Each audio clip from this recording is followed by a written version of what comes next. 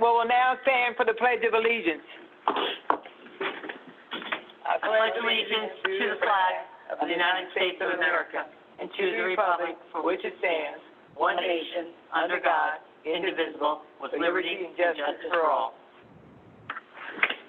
Okay, roll call. Councilmember Brescher. Here. Councilmember Coyle. Here. Councilmember Deal. Here. Councilmember Gomez. Here. Councilmember Joshi. Here. Hill. Here. Councilmember Schiff Freeman. Here. Adequate notice of this meeting as required by the Open Public Meeting Act of 1975 has been provided by annual notice sent to the Home Industry Tribune, the Star Ledger, the Sentinel, and News India Times on December 13th, 2019, and posted in the lobby municipal complex on the same date. Okay, thank you. So what I will be doing right now is I will announce the two resolutions that we'll be adding to the agenda tonight. The first one is resolution accepting electrical service charges for 7 new public street lights proposed to be installed on a new residential Dillon estate. Resolution R494092020. Department of Planning and Engineering under D. Number 2, the resolution established a committee of the whole of the Township Council. Resolution R495092020 is under the Township Clerk under B. All right? Now, right now, we will have a review of the minutes. If there are any comments people would like to make about the minutes, you are free to make it at this particular time for the work session on August 24th, 2020, and for the regular meeting of August 26th, 2020. Okay. Now we will be looking at the 2020 calendar year municipal budget. Any questions or comments? Council President, Yes. I'd like to reserve my comments for right before the vote, if I could. That's not, we're not actually voting. This is the work session. This is what messes us up. This is our work session. So that'll be for the meeting that starts after our work session. Because we keep, Yes. last meeting we had a Monday and a Wednesday, so we had 2. This time we're having a double meeting, so, Well, I guess we'll get used to it by 2021. All right. Nobody else? Anybody else has anything that they would like to say about the calendar year municipal budget? And okay, it's public hearing and final adoption. All right. Number 6, solid waste collection district budget. Any questions about that, about the solid waste collection district budget? Okay. It's up for final adoption tonight. And now I'll start with reports from all council members, starting with the letter B. That would be Council Member Richard Brescher. None at this time, Council President. All right. Council Member Coyle for committee report. Thank you, Council President. We've had several discussions with our beautification committee.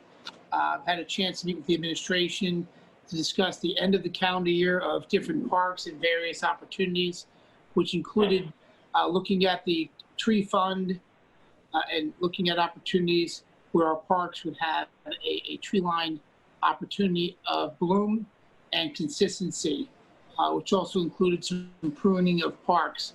I'm pleased to say I'm happy with the administration in discussing this matter and looking at the future of 2021 and what can be done. I'm also very thankful of this committee and the support of Council President and each council member in how much beautification means to Edison, and also the enhanced effect of what it does for those who walk through our parks. In COVID times, it could be depressing in life. I believe that beautification sets a difference between doom and gloom and opportunity. These simple base hits we've done for beautification is just a beginning of what Mayor Tom Lanky's beautification will continue and the council's mission to support beautification.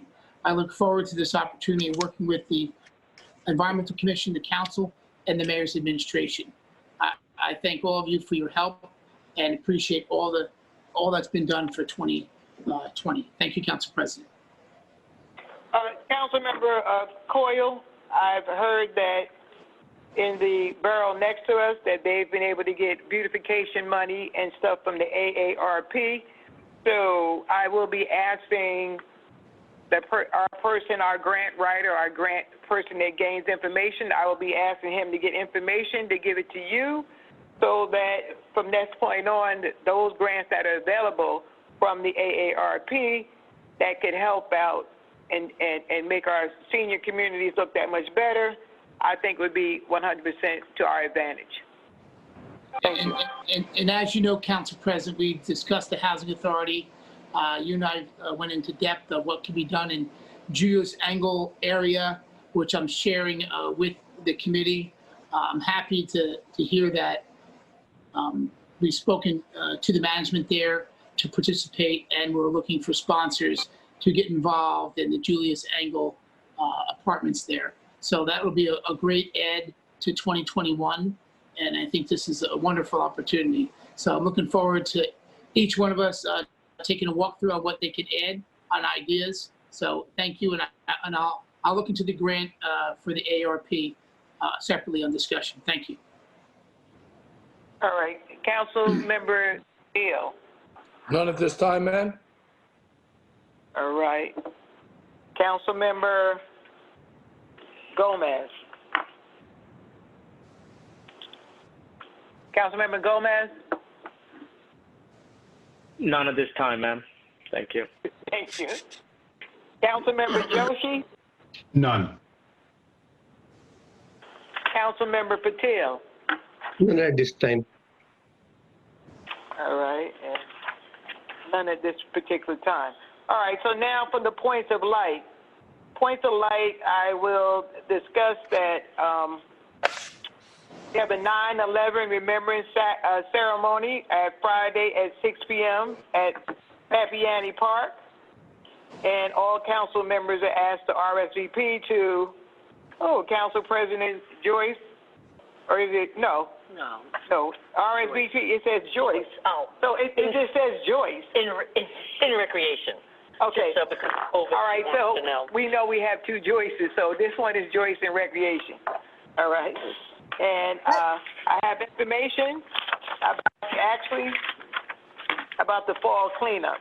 So the remembrance of the 9/11 will be at Lake Papiani. I will repeat it again. It's at 6 p.m. until 7 p.m. this Friday at Lake Papiani.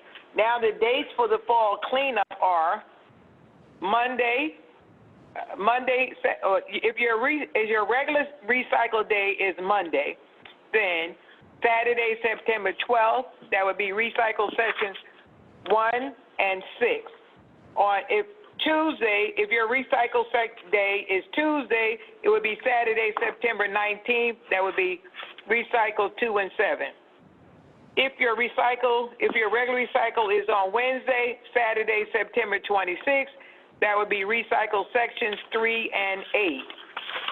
If your regular recycle day is Thursday, it would be Saturday, October 3rd, recycle sections 4 and 9. If your recycle day is Friday, it would be Saturday, October 10th, and it would be recycle sections 5 and 10. Remember, all collections begin at 6 a.m.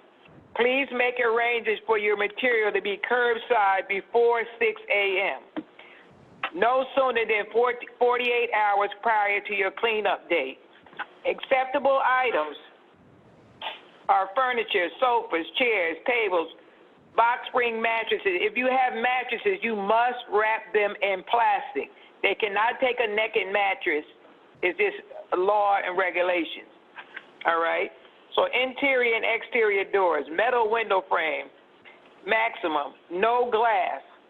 You got fixtures, toilets, tanks must be separated. Tanks must be separated from the toilets. and the tubs. Limit 1 each. Carpets are limited to 10 rolls, not to exceed 5 feet in length or 50 pounds in weight. Now, listen carefully. These are the unacceptable items. The unacceptable items would be branches, pallets, washers and dryers, hot water heaters, metals, lawn mowers and bikes, electronics, TVs, computers, construction home improvement materials. These are the things that are unacceptable. So if they're still sitting on the street, when you come home or whatever, it's known as unacceptable. All right. And one other thing we were talking about in the points of light, we had a women's suffrage program on Sunday celebrating women. It culminated with the signing of the Women's Voting Act, which happened on it happened on August 26, 1920, when it was ratified. So all reports from Sunday were very good. People were very happy about Edison putting herself on the map, recognizing women, all their efforts. Yes. Council President, while you may add to this, I want to say the incredible job you did putting this together. I want to thank the mayor and the administration for the support. More important, the initiative you took and how you handled this event. I was there, several council people went. I was pleased to see the support you got. And what really made the day for a lot of people is all the different women you recognized and their achievements and the path setters of Edison, Mayor Rosigliano and the hard work she's done, Mayor Tom Lanke, recognizing her and her hard work, and to listen to your words for the late Jane Talisman and all the environmental work she's done in the environment. I had the chance to witness both women in their work, which is a long list to discuss. But Jane Talisman out far has worked so hard for the environment, has brought so many properties to light that we've saved in Edison Township. I've got my start volunteering in the early 90s, and she was tirelessly there, working hard for the taxpayers of Edison as a volunteer, then a councilwoman, then a volunteer. Jane Talisman never quit. I was happy to see all the people you recognize, including our former councilwoman, Sepna Shaw, and several other council people. Thank you for the hard work. I look forward to next year and the list of things you will do also for the students in college and at high schools for the women and the movement. Thank you, Council President. Okay. Thank you very much. All right, so now we will, from the business department. Business administrator. Oh, I'm sorry. From the business administrator, any questions or comments from 9A and B? Okay. From the Department of Finance. Council President? Yes. Just to the administration, number A, the lease we're doing, again, what is the total amount we're leasing again for the year? A, the ordinance, month-to-month lease for storage? Yeah, I have to, The part, I guess, in the past I've asked for a discussion about the future. it's $8,911 a month, It's $8,900? $911 for 4 months. Okay. For some reason, I remember it being more than that. It sounds like we negotiated a cheaper deal. No, that's what it was last year. Are we making movement on an opportunity for storage at our DPW location? I'm trying. Okay. All right. I separately, I'd like to have a discussion with the council president and that opportunity. Thank you. All right, thank you. Council President, I have a question on B, Yep. B? the shared service agreement with the Township of Marlborough. So if someone can shed the light, because this is related to the procurement services. and especially with the electronic payment processing. Isn't this handled by the bank that we have the accounts, or this is something different? Well, this is handled by a company right now that we went out for bid for. We're partnering with Marlboro to go out to reduce our administrative cost, and then we'll have a larger transactional amount, so we'll get a better bid when we go out with the company next time. Thank you, Mary. Okay, you're welcome. I don't want to cut anyone off. All right. From the Department of Finance, 10A through E. Council President, Councilmember Brescia. I have a question about 10E. We're increasing the dollar amount to NW Financial Group.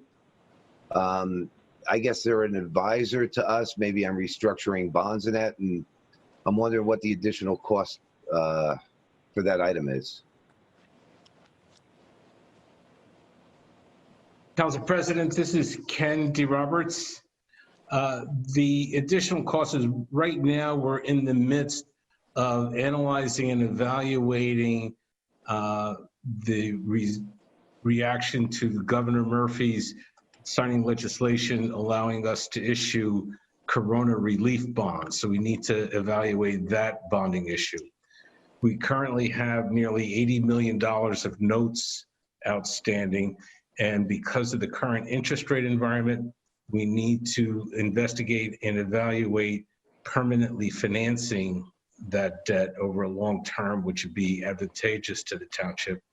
And the third thing that we're doing is taking somewhat of a novel approach in looking at restructuring some portion or all of the township's existing long-term debt that's outstanding.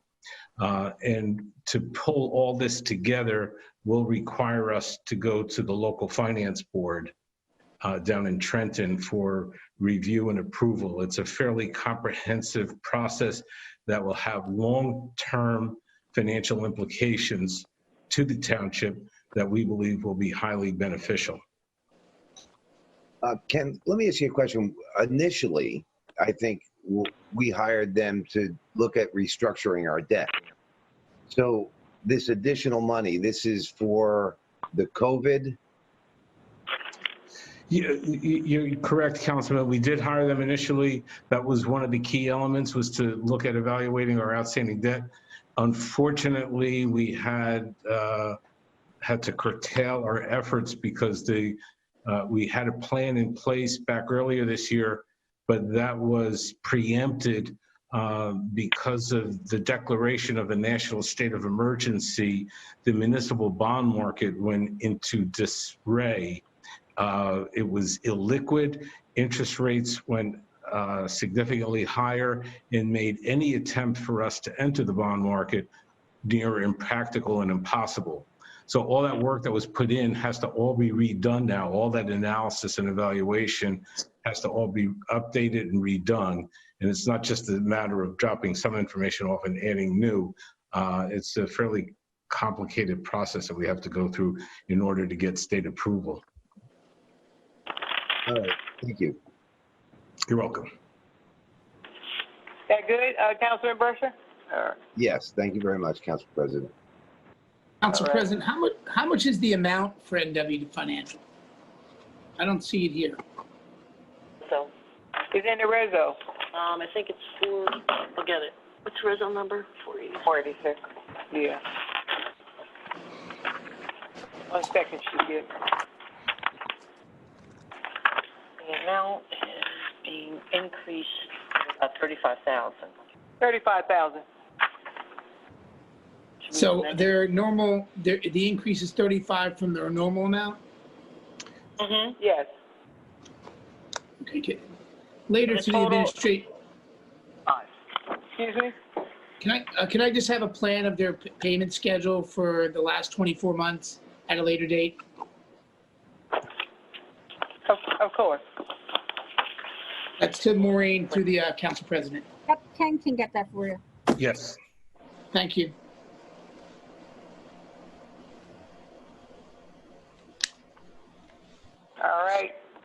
All right, from the Department of Law, 11A.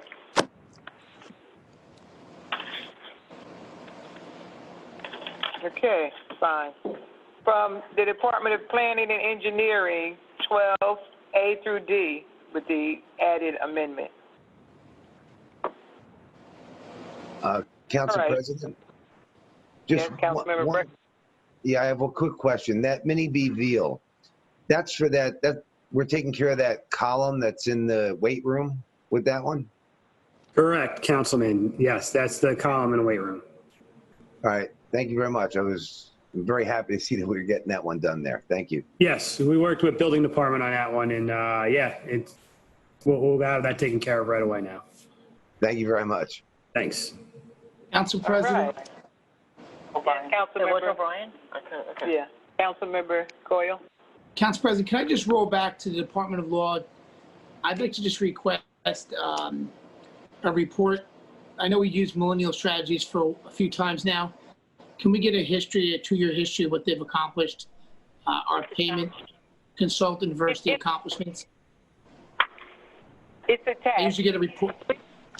Yeah, it's attached, and these Millennium Strategy is doing like I met with them on a couple of occasions, and they're doing leaps and bounds. At a little slower point during this COVID, but we have other people that are grant people that I need. We have some people on that work for the township that be nice if they can match some of these things. But they do a whole lot. Believe me, they do a lot. It is attached, It's Councilman. attached. It's attached. It's in there. Council President, Yes. if I may interject, just related to Millennium Strategies, I found them to be a fantastic firm to work with. We certainly get the amount of return on investment and more, plenty more back. I can give you one example where earlier in the year I was working directly with Millennium Strategies. We had an extremely tight timeline related to the library and applying for that grant. They worked with us, myself, Maureen, and the others that were part of putting the whole library plan together. They had a designated representative come down almost every week to meet with different people, and I could tell you that as of last week, we got through the first round for the full dollar amount that we were asking, the 1.3 million. That's just one example that I've dealt with them. They're a terrific firm to work with, and their team is extremely responsive. So I'm happy to support this.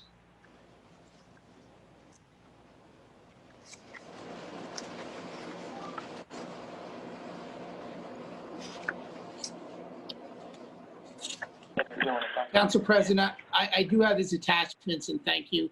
The question I have is if we can have some quarterly meetings with the grant writing group. Perhaps it could be a few council people that you appoint. I just want to be on the proactive approach with them. I personally do not have a relationship with them. I'm not saying I have an issue with them, but I'd like to, I've reached out to them in the beginning, but they've never taken a proactive approach to reach out to myself as a councilman. I can't speak for other council people, but if we can have a quarterly meeting with them to see where 2021 is going and how we fit this into a proactive return on our investment, that's all. All right. Well, I want to let you know that I have been, since I came in to this spot in January, I've had nothing but, I've had meetings with them, and they've been very proactive because I met with them, and I also met with our in-house grant writer. And so I've been meeting with these people. The only thing that slowed down my meeting with these people quarterly, the only thing that slowed down was COVID. Other than that, that's what I do, because I try to get money from other places other than the taxpayers. So I make it my business to make sure I see about Millennium and our in-house person. I make sure I ask them these things, and I go with, and also asking them these things, I reach out to the engineers first and do all my background and see if it's possible. then I present it to these people so that it won't be such a burden on our taxpayers, the amount of stuff that I want to get for them so they can see some of their money coming back to them. So that when we have our next meeting, I'll make sure, Councilmember Coyle, that you're with us. All right? Thank you, Council President. Number 13 from the Department of Public Works, 13A through C. All right. From the Department of Water and Sewer, number 14A through C.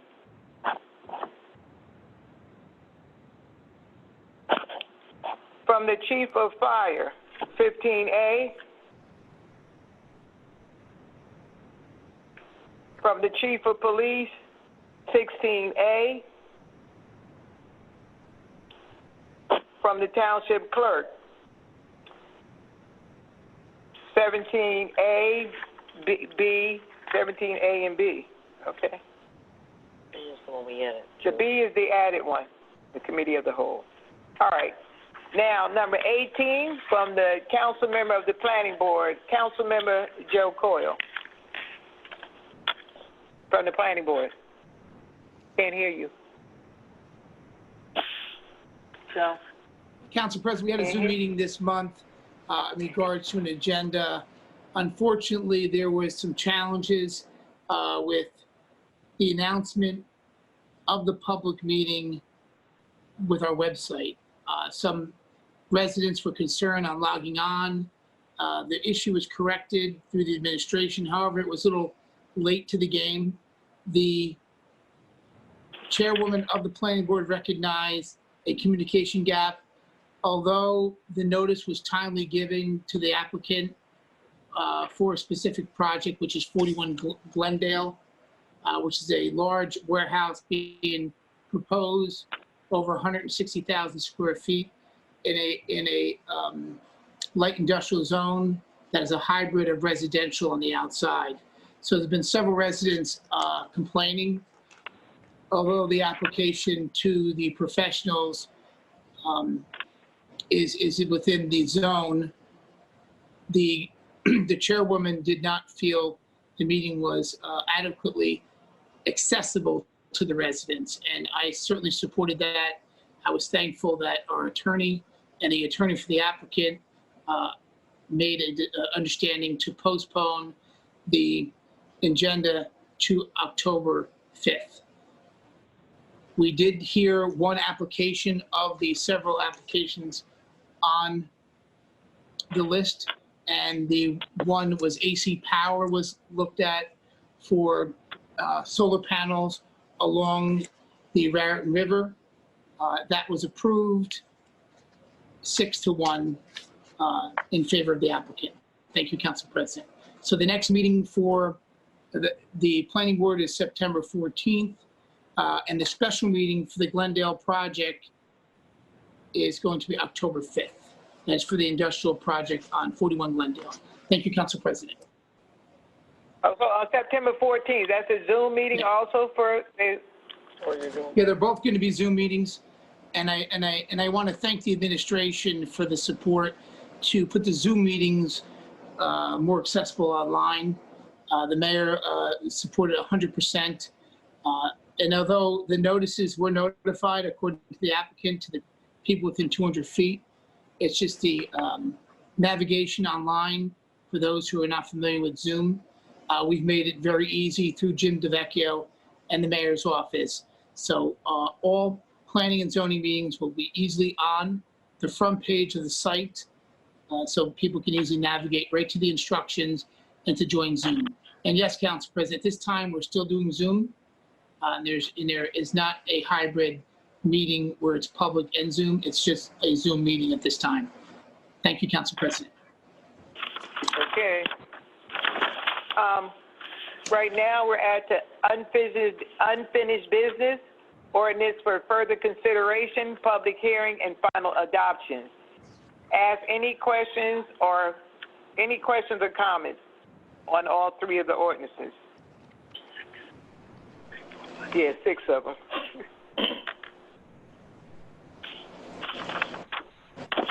All right. moving right along. Discussion items, again, discussion items, I don't have discussion items. I need to know, people called me up and they were asking about the water stoppage. So, a special project they would be working on with water. I just read a little bit about it today on Nixle. So, is Bob Smith around? Can you give me a little explanation so some people that are waiting to hear about the water situation? Hello? Council President. Middlesex Water, can you give us a little information? Oh, okay, Maureen, that's fine. Just give us a little information, just a little background on the Middlesex Water thing. I was going to let Andy Toth take that. He's more intimately involved with that than Bob is. Okay, all right, that works. I'm here. I couldn't get that. I'm here also, Council President. All right, Andy Toth, let it rip. Go ahead. Yeah, we were notified of I guess, an infrastructure improvement with Middlesex Water along Oak Tree Road. As soon as we were notified, we put out the Nixle yesterday at our OEM. We expressed our concerns with Middlesex Water today with Brighton Gardens on Oak Tree Road, which is a long-term care facility. They have residents in there, approximately 91. And we're putting a plan in place for tomorrow for fire suppression along Oak Tree Road, but Middlesex Water walked to all the customers, and I guess they put out a robocall about it, but it wasn't much notice on that on their end.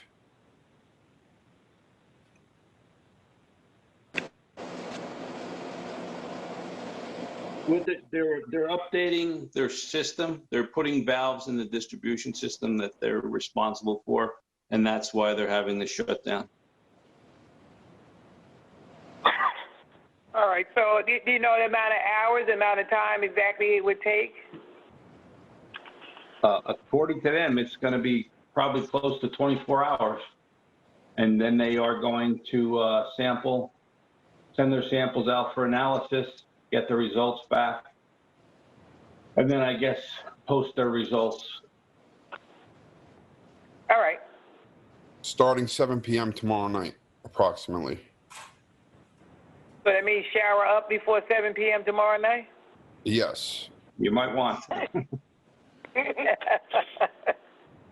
right. So, and then on Friday, so that means but that'll be good for the weekend. Everybody will have good water for the weekend. That's what their hopes are. Oh, thank you. Thank you. I was waiting for, I was like, somebody, hey. All right. Oh, that was my discussion item. Okay, Councilmember Brescher. Yes, thank you, Council President. I have two questions, I guess, for the administration. One of them is, I just received, I guess, some videos, but I don't know what the videos are from. They were sent by email to me. Yeah, actually, they came from the clerk's office. I believe. Cheryl, where did you say they were from again? Yeah, a resident sent them in. He's going to be calling in, I guess, under oral petitions and remarks to explain. I wanted everyone to have them ahead of time so we couldn't view them on Zoom. But he did send pictures that Jim will be putting up when the man gets on the oral petitions and remarks.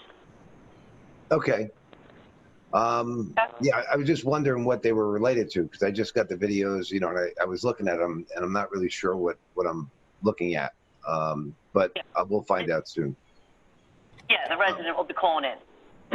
My second question is, you know, I heard the complaints about the Zoom and logging in and this and that.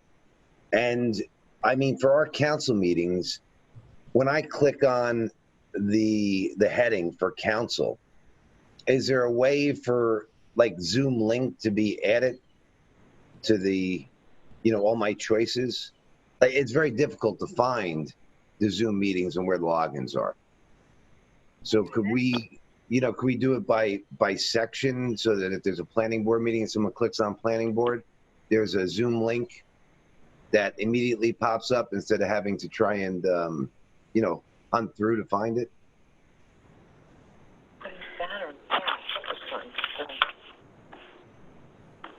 I don't know. key is, but I would think, I mean, the way it's set up on my calendar, which I don't know why we can't do on the front page where all the meetings are. Yes. All you do is click on my calendar for that day and the link comes right up. I mean, that's what I do every time I go on there. I don't know why we can't do that. Yeah, I mean, I also saw it on the webpage, Councilman Brasher. I noticed it today that there's a link. It says council meeting, blah, blah, blah, and then Zoom meeting. And it's right under, it's one of the three main headers when you go into the webpage. I noticed that today. I don't know if it's a new functionality or not, but it's there. That's where I'm going. I don't know where it is. I got forms, pay. I saw it through the web page, the main page, and it's under news. The section was under news, I believe. If I look at it correctly. Okay, see all news. And again, I was doing it through a PC, and there's three boxes. One of them was the council meeting. Okay, and what I guess what I'm asking is, you see how you just instructed me how to get there? Typically, someone would Google council meetings, and then that opens up and it says council president, council members, council agenda, and there's a list of items. If one more item could be added that just said Zoom meeting under it, so that people don't have to do what I just did. Councilmember Brasher is right there with the agenda. Is right above the agenda. Also under council, but. Also under council. Go ahead. Councilman Brasher, yeah, we can make a link for that right in that section and make it a little more easier. And we could probably create it like a more of an Excel type of spreadsheet where you can get 3 or 4 meetings listed ahead of time so they can see the webcast, the passcode, and the link. So it's a little more. I know the information that gets posted can be a little tricky to read and understand, and it makes it a little difficult for people. So I'm looking at different options for making it a little more readable for people and a little easier to access and not last minute, I guess. Right. Like, you know what I noticed that the schools used to do something when my kids went to school was when I clicked on the home page, I had to acknowledge that there was a meeting or school was canceled or, that something was happening. Even something like that where you click on our website and if there's a council meeting, it says council meeting in Zoom and you can click on it, or a planning board meeting, whatever it is, just update it daily. It was just difficult for me to explain to someone how to get to the Zoom meeting. Yeah, I'm looking at different options to make it more easily accessible and readable and a little more prominent for people to see. I'm looking at different options. Thank you. That's all, Council President. All right, thank you. Councilmember Coyle. Thank you, Council President. First, I wanted to make a request to the Council President for the Veterans Committee. If I can have some dialogue with you in regards to recognizing veterans on flagpoles. It was a discussion we had in the past at the beginning of the year, but with COVID, it's been challenging to have this meeting.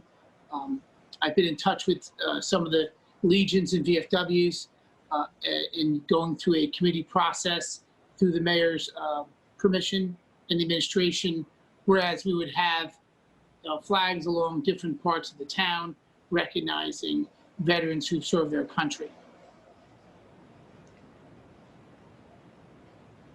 Okay, thank you. We'll take care of that. We're in the midst right now of, I believe this Friday is 9/11, and I believe the next Friday is POWs and MIA is in action. I just think we'll get to it like at the beginning of October, because September is filled with things that are related to the veterans. It's filled with things. Thank you, Council President. Just a few other items to discuss, and I'll be brief. I had a discussion today with the administration on addiction awareness. 5 times a year, we set up meetings with the Woodbridge Recovery Group, Hackensack Meridian, Ambulatory Services, ALS and BLS, and part of the command staff.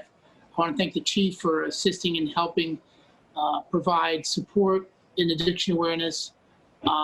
Pleased to announce that the quarter before As I mentioned in the past, we've had about 30 overdoses, and our police department, or the ALS or BLS, Narcan, 29 reversals, which saved 29 lives. I believe there was one person who passed on arrival, which was certainly not part of an opportunity to save. But I'm thankful that the mayor and the administration and the chief have put this in the forefront. Discussions I've had today were to further the scope of addiction awareness and information, and looking at where opportunities we can expand that scope through grants, through bringing back the DARE program, and so forth. There'll be a future meeting in November to discuss other areas we could look into. With COVID on the rise, liquor stores are just up in sales, although that may be good for them for business, but it brings in alcoholism, and it spreads a lot of things that we should be aware of. So the increase of alcohol and drugs just happens through depression, and I hope that we continue this council supporting this measure. I've spoke to all the council members, and we've always had strong support, and I'm happy that Mayor's administration has allowed me to be involved in a check and balance to make sure we're continuing this support. I'm looking forward to 2021, and I open any suggestions in the future to have discussions with other council members. Mental health and suicide is also important, and I hope we can expand that scope to that. On that same note, I had a separate conversation with the chief on a few things that were requested by residents being concerned with the future of community policing, enforcing speed enforcement on different roads. I had a great conversation. I want to thank the mayor and Chief Tom Bryan, and I think through the end of this year in 2021, we can expect to see more community policing, which I'm excited, and I'm thankful of the Public Safety Committee through Joyce Shipp and Mr. Gomez, that things are happening in those departments. And it's exciting to see our women and men on the road and out there helping the residents of Edison.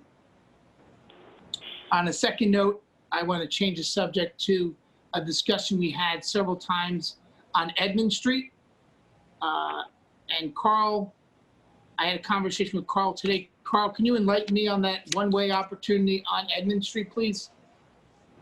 Yes, thank you, Councilman. We had a meeting with various members of the DOT, a virtual meeting with them about a week ago.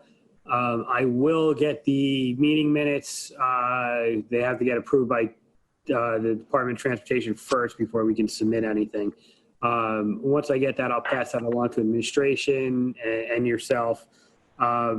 Basically, we discussed with them Edmond Street, making modifications to that area, along with possibly doing a one-way, also modifying the on-ramp area from Route 1, and with striping, signage, and a few different options. We ran through, I believe it was either 3 or 4 options with them. Some of them, initially they see works better than others, but this is a preliminary stage. Once we get that meeting minutes approved, we'll pass that out. This way we can understand other direction that we have to go with them. It was a difficult meeting because it was virtual. That the meeting like that really helps out better being face-to-face, so you can lay plans out. But we were able to share screens and get through it. It was one of the first meetings DOT has done since COVID. So I guess it was a new approach on that side. But yeah, the proposal that we're looking at is taking it, cutting off the truck traffic that goes in that area, that happens to go in that area, and that's the whole understanding of what we want to do there. Now, thank you, Carl. And just a reminder for those who are listening, this is into the council, and we all remember the traffic coming from Route 1 that would normally want to look through GPS. The truck drivers will enter Edmond instead of getting on 514, which causes a huge backup. I can't tell you how many phone calls each council member receives about this problem and trucks having to turn around in a residential area. I hope we can continue to move on this. Some of the residents have been waiting more than a year for this DOT meeting, and I would hope that we can reach out to our Assemblyman Karabinchek and our Senator Pat Dagnan to perhaps get a stronger meeting with the DOT. Thank you, Carl. Thank you, Council President. One other discussion I have is to the administration, to Mr. Northgrave. There's an ordinance on Silver Lake Avenue, which is a residential road leading to an industrial area. Residents are complaining about the future opportunity of this project and want to know the details of that ordinance, what is in it, and what can be enforced. There is a truck limit. There's a truck hour limit that was set during that time, and I'd like to ask Maureen to our council to thoroughly review that before the October 5th meeting. So if there's any questions from the public, we could relate to that. I'm also asking the council and the guidance of our counselor, if there's anything that could be amended to that ordinance through the chief, that a thorough examination is done to that ordinance, recommending it to be more restrictive of the times. If a warehouse such as this gets approved in a crossover hybrid residential industrial area, it'll be a lot more trucks than what the neighbors are prepared for. I'm sure in this meeting today, you'll hear from several residents about this project. My job is just to be informative, not only as a council member, but as a planning board member. But what adjustments can be made to that ordinance would be good for the public safety of the community and the wear and tear of that road. That road is a residential road. It's 23 feet wide, and I would believe that it'll have 5 times as many trucks when and if this warehouse is approved. Although it may fit that particular industry of that light industrial zone, we have to be careful to concern of the environment of the neighbors and the residents alike to that building. So Maureen, if there's any comments from Mr. Northgrave, I know he doesn't have it at hand. I did not discuss it with him before, but I'd like to open that for a small discussion. I'll certainly take a look at it, Councilman, and I'll get you a response before our next meeting. And then we can have a discussion as to, you'll have my thoughts as to what we can do. And, you tell me what changes, if of the changes we can make, what changes you'd like to see made. So I'll pull the ordinance. Just if you could, what road are you talking about? What's the road that leads to that? It's Silver Lake, right off of 514. And Okay. The clerk had sent me an ordinance in the past and reminded me and sent it to me again today. So I believe I can ask Madam Clerk to send it over to you. Perfect.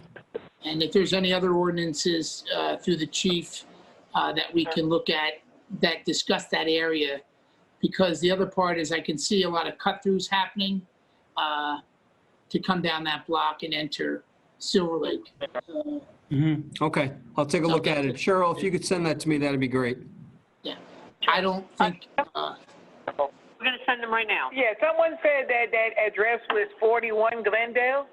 Yes. That's information that I received. That people called me and said it was 41 Glendale. Yeah, you're right, Council President.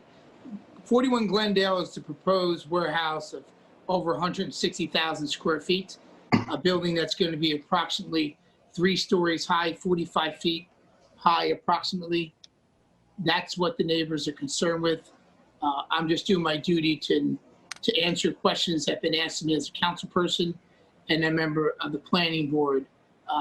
They've been asked how that ordinance is set and if any enforcement of the existing ordinance can be done today and of any future opportunities to amend it, knowingly that this area, this particular property, I'm certain you'll hear enough complaints today But this is just a reminder for those listening that the administration is aware of it, and I'm asking if we can look into it, which would certainly ease some of the discussions today. And thank you, Council President, for that. And last, I just want to thank our Commissioner, Charlie Tamaro, for working for probably 5 years on a traffic light change and a meet.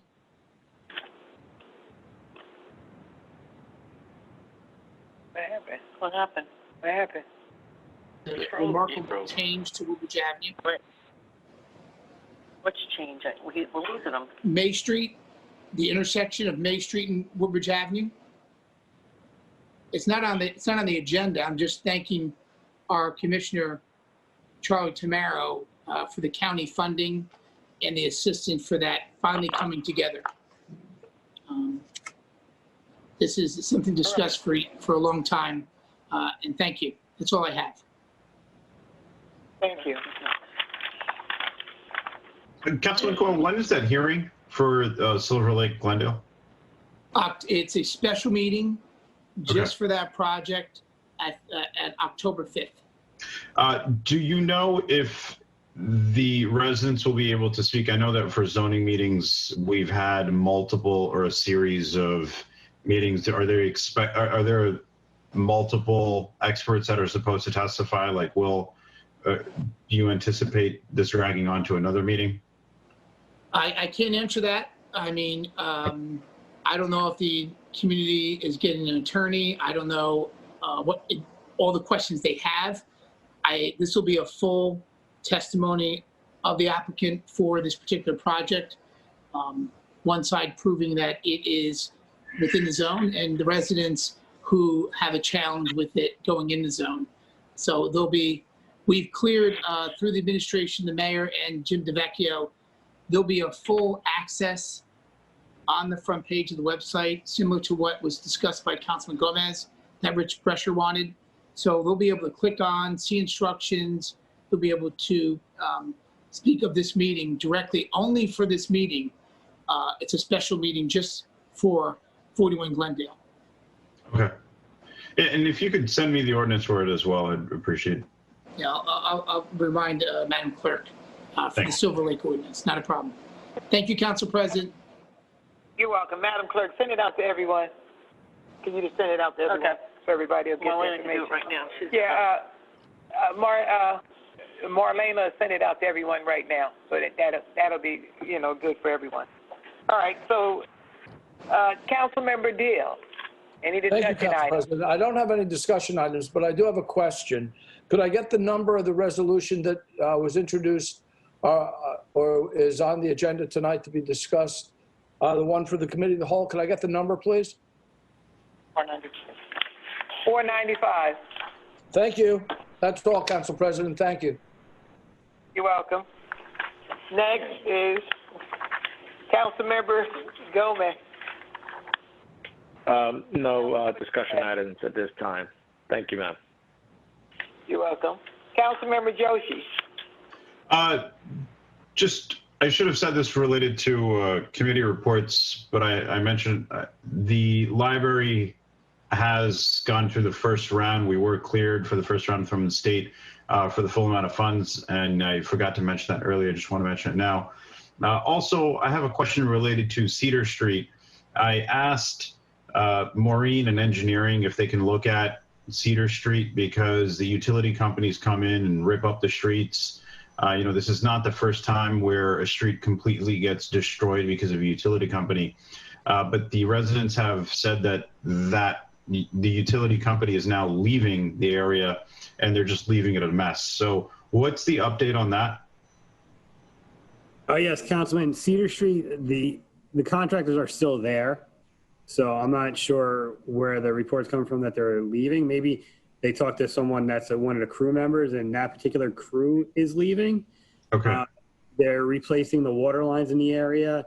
And that's going to be replaced. And then it'll be repaired, repaved and everything. We'll be meeting with the utility company likely next week to start mapping out the extent of limits of restoration for final restoration. And it's this location and a few others that they're working on. So their final paving would be tied to, this one and wherever else they're working as well. Okay, got it. And we'll also take a look at it. And if they're leaving the job site when they leave at the end of the day in a manner that's not respectable, we'll make sure that their job supers know that that's not acceptable, and they have to make sure it's cleaned up. Got it. Okay. And I have a question for Bill Northgrave. When it comes to the planning board and the zoning board, when an applicant says that they have either completed a study or they've not completed a study, specifically, or for an example, let's just say a traffic study, is it possible for us to have an ordinance that requires that in certain situations? Requires a parking study, a traffic study, a sound study, something like that? Yeah. I don't see why that'd be a problem, but let me take a look at it, Councilman, and I'll let you know. Okay. And the reason why I brought this up is because, a few years ago when I served on the zoning board, and even now the situation has arose where when applications come through the zoning or the planning board, and oftentimes an expert comes, gives their testimony, we're in a situation where often we just take it at their face value, not recognizing the adverse impact that it has on the rest of the neighborhood. And, the expert that is providing their testimony is hired by them, not to negate the fact that they perhaps are an expert in that field, but it doesn't change the fact that, sometimes an application is put through without any sort of a traffic study. And we've seen this time and time again, especially related to the Silver Lake issue right now. As you know, I've said many times, I'm completely opposed to warehouses being built in residential areas or in areas that are very close to residential neighborhoods. And I think that we need to have an ordinance that really requires a full traffic study to be completed. Because if you look at what happened with Amazon, and if you look at what's happening throughout other parts of town, like I said, for the past 3 years, we are becoming the land of single-family homes, massive warehouses with trucks, 18-wheel trucks just going through them. And I just think it's terrible public policy, terrible planning, long-term, short-term, no matter which way you look at it. And I'm not happy with it. So if we can look into an ordinance that requires anytime an applicant, especially commercial, comes to the zoning or planning board, if we can have them provide a thorough traffic study, that would be ideal. Just to be, excuse me, just to be clear, Councilman, you want it for every application? I mean, I assume not every application, but commercial applications and residential applications above, what do you think? Give me a number of what you might think in terms of units. I recognize that for residential applications, a full traffic study, adverse impact into the neighborhood may not be necessary. But when it comes to certain applications, for example, 50 or 100,000 square foot, or in this case, 150,000 square foot warehouse, I would believe, and I mean, it's in my opinion where that's just, you need that. Like, how can someone come to the planning board or the zoning board requesting an approval without that study completed? That's. Well, I mean, certainly the planning board can request it. Yeah. At any time. They could just say, we need to see what the impact of this is. But if you want to, formalize it, that's fine. We'll put something together. Okay. Thank you.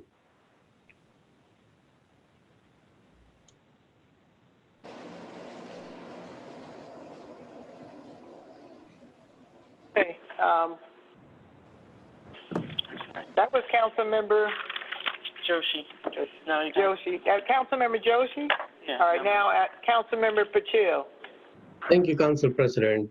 Few questions through President to Maureen or anyone who can answer this. The number one is the utility companies, the PSEG, the light poles, if the light is off or it's not working or somebody need a fixture to be installed, I understand it goes through DPW, but the timeline is something, it takes forever.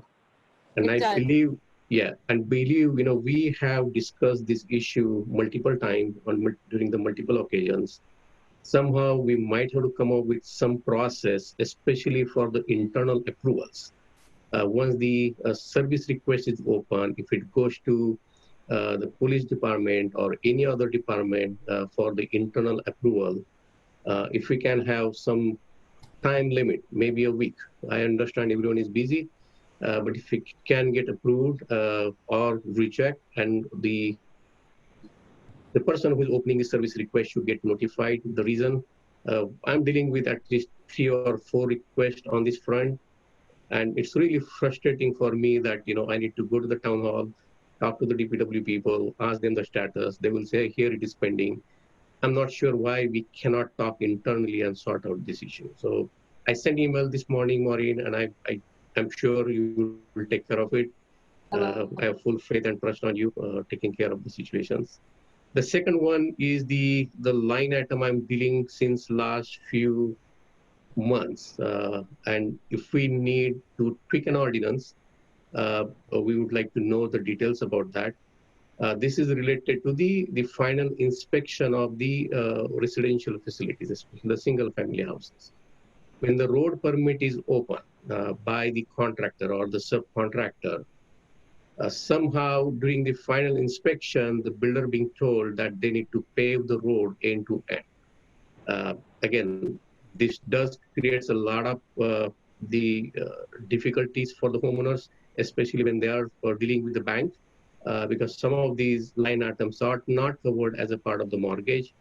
And if you can establish some process of probably increasing the bond value or the bond amount for the subcontractors and hold them accountable rather than a resident, I think we can eliminate most of these situations. Again, this line item, I discussed with Carl last time, and Maureen, you have those couple of examples. The third one is really the sidewalk repair. Again, this is being discussed.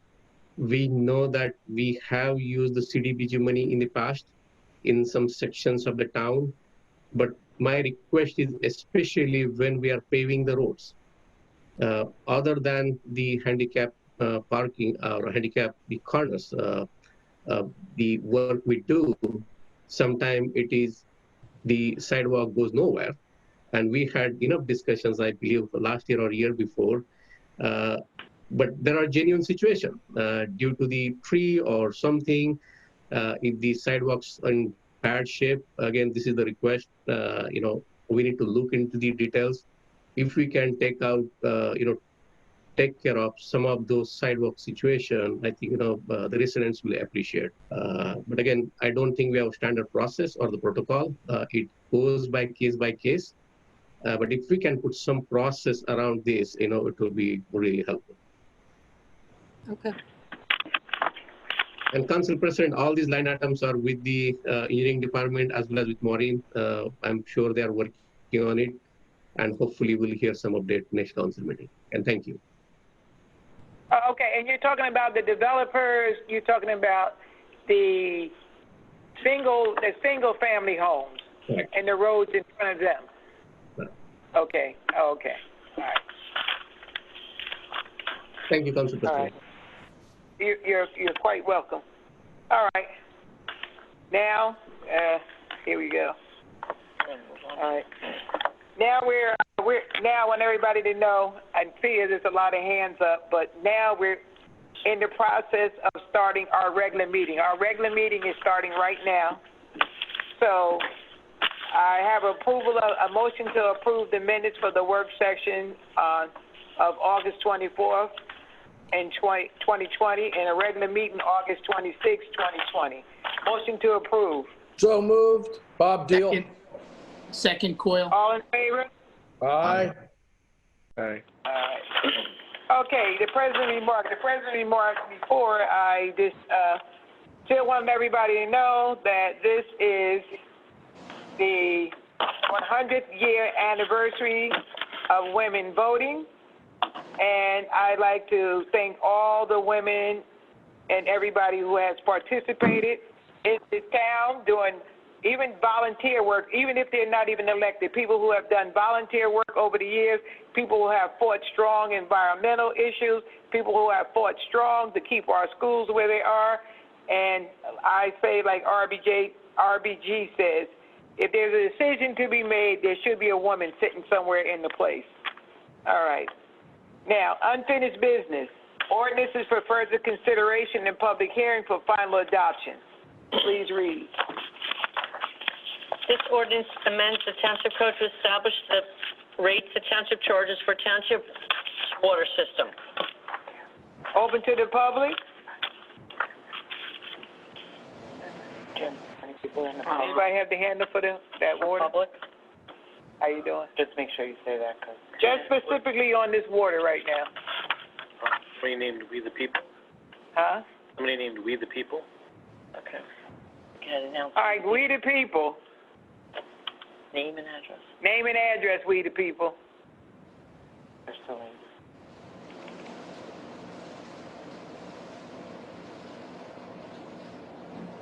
We the people.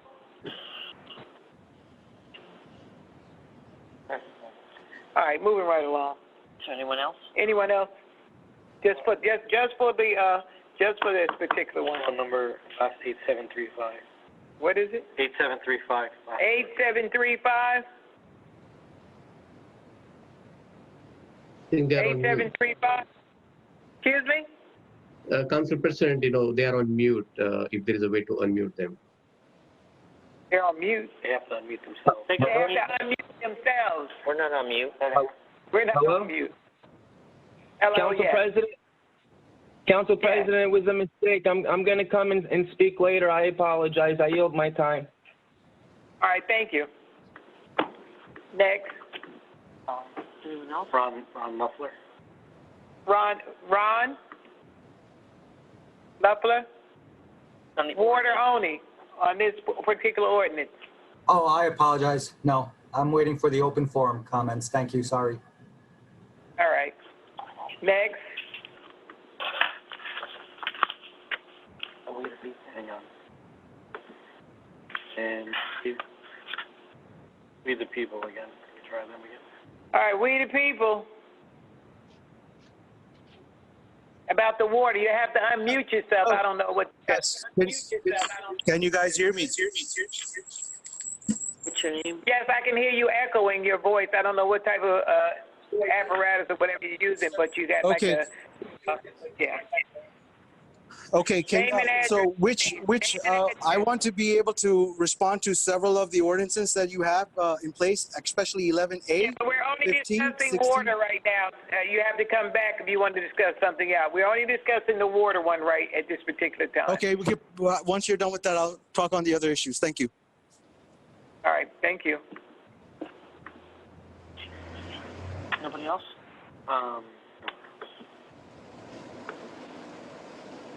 No, that's it. All right. Motion to close the public portion? Second. Very good. Yeah, Gil Gomez for closing public Yeah. portion. Yeah. All right. So now, Motion to adopt. motion to adopt. Roll call. Motion to adopt. So move. Second? Yeah. So Gomez, Deal. Gomez and Deal? Yes. Any council comments? All right, motion to adopt. Roll call. Roll call. Councilmember Brescher. Yes. Councilmember Coyle. No. Councilmember Deal. Yes. Councilmember Gomez. Yes. Councilmember Joshi. No. Councilmember Patil, Yes. Council President Chip Freeman. Yes. Okay. All right. Now we got the public hearing on the amendment. Which one we on now? Next one is no. 24A. Here, now you're on there. Yeah, I'm on 24 now. Right, Okay. public. All right, council year municipal budget, open to the public. Open to the public. On the amendment. On the amendment Of the calendar. of the calendar year budget. Anybody, Jim? Anybody? Marie Orchid. Maria? All right, Marie Orchid. Hi, thank you, everybody. Thank you, Council. Thank you, Council President. My question, of course, is, I know they were going to try to pass, or you're going to try to pass this budget, but my concern is that we're growing, the township is growing, and we definitely need more police officers, and we definitely need more firefighters. So my concern is that this budget is not adequately addressing those points. As we continue building and building and adding more warehouses, adding more residents, I don't think that we're sufficiently covered. I know you do a great job policing, but I think we're going to need some more help. So I don't think this budget is adequately addressing those issues. Also, my concern is for the firefighters. We don't want to have our firefighters too thin that they can't adequately contain a job or these new warehouses and such. So that's my concern. Thank you. Thank you for time. Thank you very much, Maria. We the people again. We the people. Okay, hi, guys. Thank you. So I have a twofold on the budget. You're actually proposing an increase of the budget. Hold on, sir. You have to have your name and address. Sure. My name is Mohin, M-O-H-I-N, Patel, P-A-T-E-L. Address is 200 Monroe Avenue, Edison, New Jersey, 08820. So my question is twofold. Thanks. We're only discussing the amendment. Go ahead. The amendment. We're only discussing this with the calendar year municipal budget right now. So in terms of the amendment, what are you proposing exactly again? So the people are clear as to what you're looking to amend at this moment.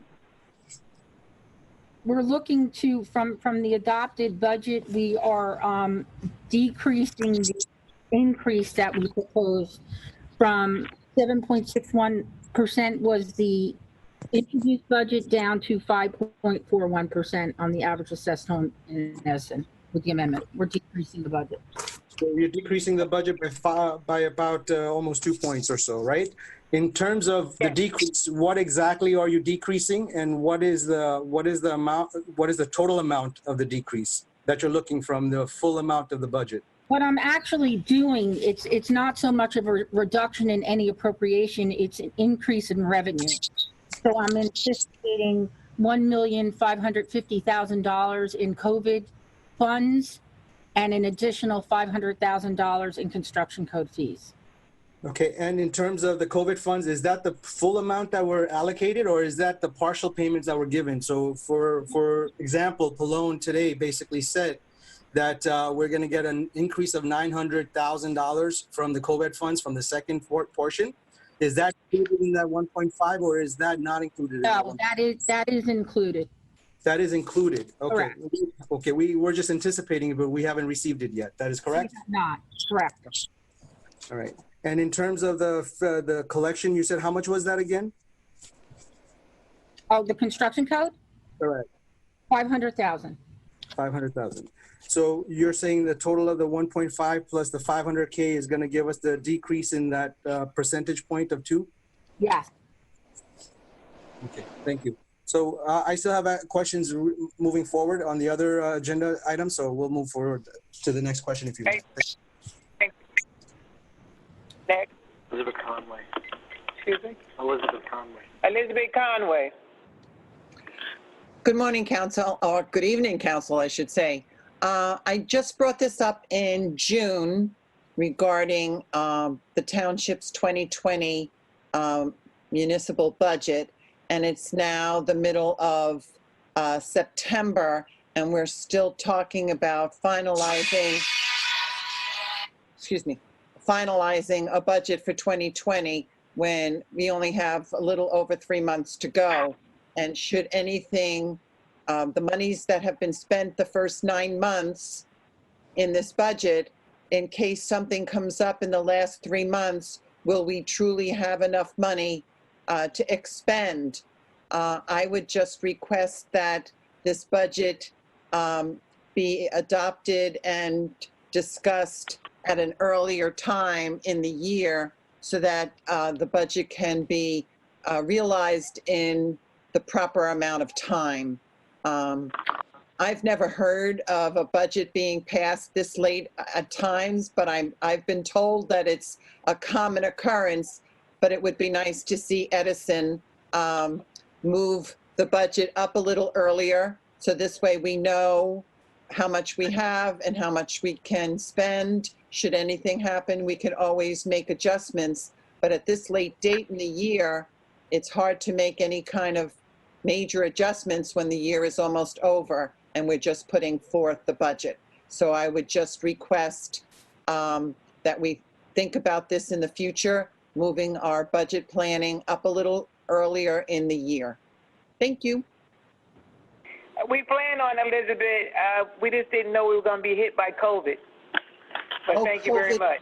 COVID is the excuse for everything. Yeah, it is. Probably every budget, you know. Yeah. Thank you. Anyone else? All right. Anyone else? All right. We're good with that? All right. Close the public portion. Motion to close the public portion. Second. All right. Motion to adopt. Motion to adopt. Second. Roll call. Councilmember Fletcher. Hold on a second. Council President, I'd like to make a comment. Yes, you may. I'm sorry. Go ahead. Okay. I'd like to say, first off, I'd like to thank the administration for the work that they put in. I know I might have been a little bit of a pain in the neck there, looking at a lot of these things. So I'd like to thank them for putting up with me there. And I also want to, let the public know that I did receive about 70 emails, asking for a 0% budget. And myself, I'd love a 0% budget, but I'd like the public to know that we're in September, as Ms. Conway stated before. So a lot of these funds have already been spent and paid, to our vendors. The only way to get to a 0% budget at this time would be to reduce headcount. And the administration has provided analysis for me where, I looked at our police department. In our police department, we have about 152 men, and Woodbridge has 200 men. I looked at our fire department where we had a ladder truck that had 2 men on the ladder truck, and the ladder caught on fire because we didn't have the 3rd man on the ladder truck. Now, that's a material item, but I don't want to see anything, ever happen to any of our men or any of our residents because we didn't fund these, departments, and our budgets, kind of dragged on. And Maureen, you gave me that analysis too for our DPW. And you can see that Woodbridge spends considerably more than we do on our DPW. So when everybody always talks about how great Woodbridge is, it's probably because they're investing in their township. So when we went through all of this, and then we seen that we were getting less funds with the our latchkey program, it kind of became evident that it was difficult to even get from the 7.5 to the 5.4 that we're at without the funding our police and fire. And there was no way possible that I could ever support the funding our police and fire. I mean, that's just something. That's why I moved to Edison. I feel safe and I love our schools. It's why I'm here. So there really wasn't anything to cut because the budget was so late. Now, what I am very, very happy with, though, is there seems to be a consensus among council people that we're going to request a early budget, like a preliminary budget, in January, which really is going to help for the planning stage, to allow us to look into all of this into greater detail and our vendors. So I appreciate the support in that. And, it was also like the committee of the whole. I appreciate support in that because we talked about that, I guess, at the beginning of the year.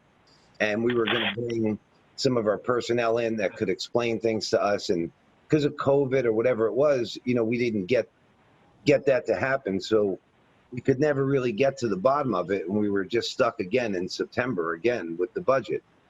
So, because of those things, and looking forward to how we're going to do the planning earlier, I have a very good feeling for our budget in the future. But when I heard about the 0% now, the question that I asked was, this budget, our original budget, was given to us a couple months ago.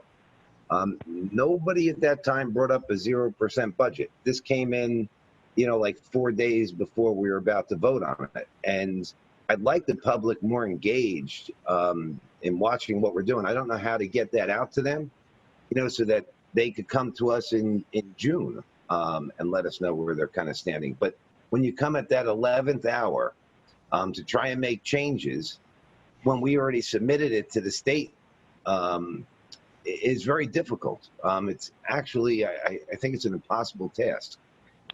But again, I just wanted to make that quick statement there so people kind of knew where I stood on this. Thank you. Thank you. Ask if anybody. Anyone else would like to make a comment? Well, I was on the Finance Committee for the first time, but even though Councilmember Brescher was not on a specific committee, I still think he did a great job. Him and Alvaro Gomez and Maureen Luan, our BA. They stuck with it. They fought it. They made sure they could do whatever they could for the community of Edison, but they kept the taxes as low as they could without destroying your quality of life. And that was the most important to me. As I go on, and as like Councilman Brescher stated earlier, as I go on and we start our Finance Committee sooner and we move ourselves along the way, we hope that we can do more for the community. And as Councilman Brescher stated earlier, people don't know the amount of money that you lost from our budget. We lost a lot of revenue during this particular year, and a lot of people, they just see it as a tax hike. But like he stated before, the reason why I've always stayed in Edison, I'm a high school graduate from Edison. I've always believed in their school system. I've always believed in the Public Safety Committee. I believe in our firemen. I believe in our policemen. And I know with hard times still coming ahead, I want to be safe and I want to be protected. So there's no way that I would defund a police department or defund a fire department or defund our educational facilities. There's no way I could sleep and have good conscience about that. Thank you very much. Council President? The Councilmember Joshi. Yes. So when we first got this budget, we went through it. We had several Finance Committee meetings, but consistently I had stated my position, and I think I repeated it so many times to the point where people are aware of what I had said related to the CARES Act especially. My first concern was that when the budget was first introduced, the CARES Act money was not anticipated in it. It was of my belief from the beginning that we would be able to take that money, anticipate it in this budget, and we would be able to reduce the tax increase without any impact or cut to the budget itself. And the first round of CARES Act funds that we received showed to do just that. We got almost $2 million and we were able to anticipate it in this budget. And that, again, without a single cut to the budget, that money then reduced our tax increase. It is of my opinion that this is something that should have been done initially when it was first proposed, because the timeline was there. If you look at the date when the CARES Act was announced, when the application went out, we should have done it from the beginning. Moving forward, I'm glad that the tax burden has dropped from what it was to what it is now. It's less, but it doesn't change the fact that there are still additional rounds of CARES Act funds that can still be anticipated in this budget, which would reduce the amount of increase that we have for this year. Now, I get it. We're late. It's September, and I think that all of us council members agree, just like Councilman Brescher said, that we shouldn't be getting a budget this late, because at this point, to be honest, it's less a budget and it's more a profit loss statement. But if we're going to do a profit loss statement, we have to account for everything up till now. We have to account for the fact that there is another round of CARES Act money, and that can be applied in this budget. And the reality is that we're not looking at it. It's not being added in. So I have my reservations with this budget. That's and I think I made that abundantly clear from the beginning, and I made it abundantly clear publicly at the June 29th meeting, and I stand by that.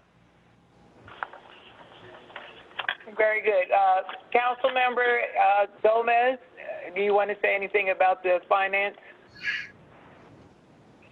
No, ma'am, other than to, again, thank everybody that participated. I think, to the point that you made, Councilman Brescher made, is, look, we look to have information that we can, that's available to us, but it's always in the best interest of maintaining services and reducing the tax impact to the residents. Again, we can debate timing, but this was a unique year, and I think there were several council members that were waiting and hoping to add more revenues to the budget and delay that. And that's well and fine until you do not abide by the state guidelines. It's a little bit more complex to add unanticipated revenues that don't have a track record, that are reimbursables, that have to get approval by the state. So if there were monies that we could have had, that would have been done. As Councilman Brescher had mentioned, this has to go to the state for approval. We needed to get some things in line, and it was in the best interest of everybody to try to get as much revenues in this budget to reduce the revenue loss impact that we saw. So it becomes a little bit more technical, but I think in the end we got it to a place that it had a benefit to the residents, and we do not impact services. So I want to thank everybody who was a part of it and everybody who's supporting it to make sure that we continue to move our town forward, even in difficult times in dealing with this pandemic. Thank you, Council President. You're welcome. Anyone else who would like to speak on the budget? All right, thank you very much. Roll call. Councilmember Coyle. I'm sorry, Councilmember Brescher. Yes. Councilmember Coyle. No. Councilmember Deal. Yes. Councilmember Gomez. Yes. Councilmember Joshi. No. Councilmember Patil. No. Council President Chip Freeman. Yes. Okay. I would like us to move forward from this point on. All right, next. Yeah, we need adoption of solid waste. Okay. Next, solid waste. All right. Solid waste collection district budget, motion to adopt. Fine, this is final adoption. Second. Roll call. Any comments? Any comments? All right. Wait, you do have, I I forgot to open that one to the public. I'm sorry. I got to open it to the public. Yeah, just let's be sure that we've got, it looks like there may be somebody wants to say something. It could just be, we have to make it clear it's only on this ordinance, not on the general agenda, but let's be sure with the public ability to comment. Thank you, Council President. Yes. Open the public for the solid waste. Open the, there's so many on here tonight. Open the, open for the solid waste collection district budget. Is there anyone who would like to speak on that specifically for the solid waste collection? We the people. All right, we the people. And that's who? Mohin? Yeah, Mohin Patel. We the people. You're muted. Can't hear. He's muted himself. He's in here twice. He's muted it. It's muted.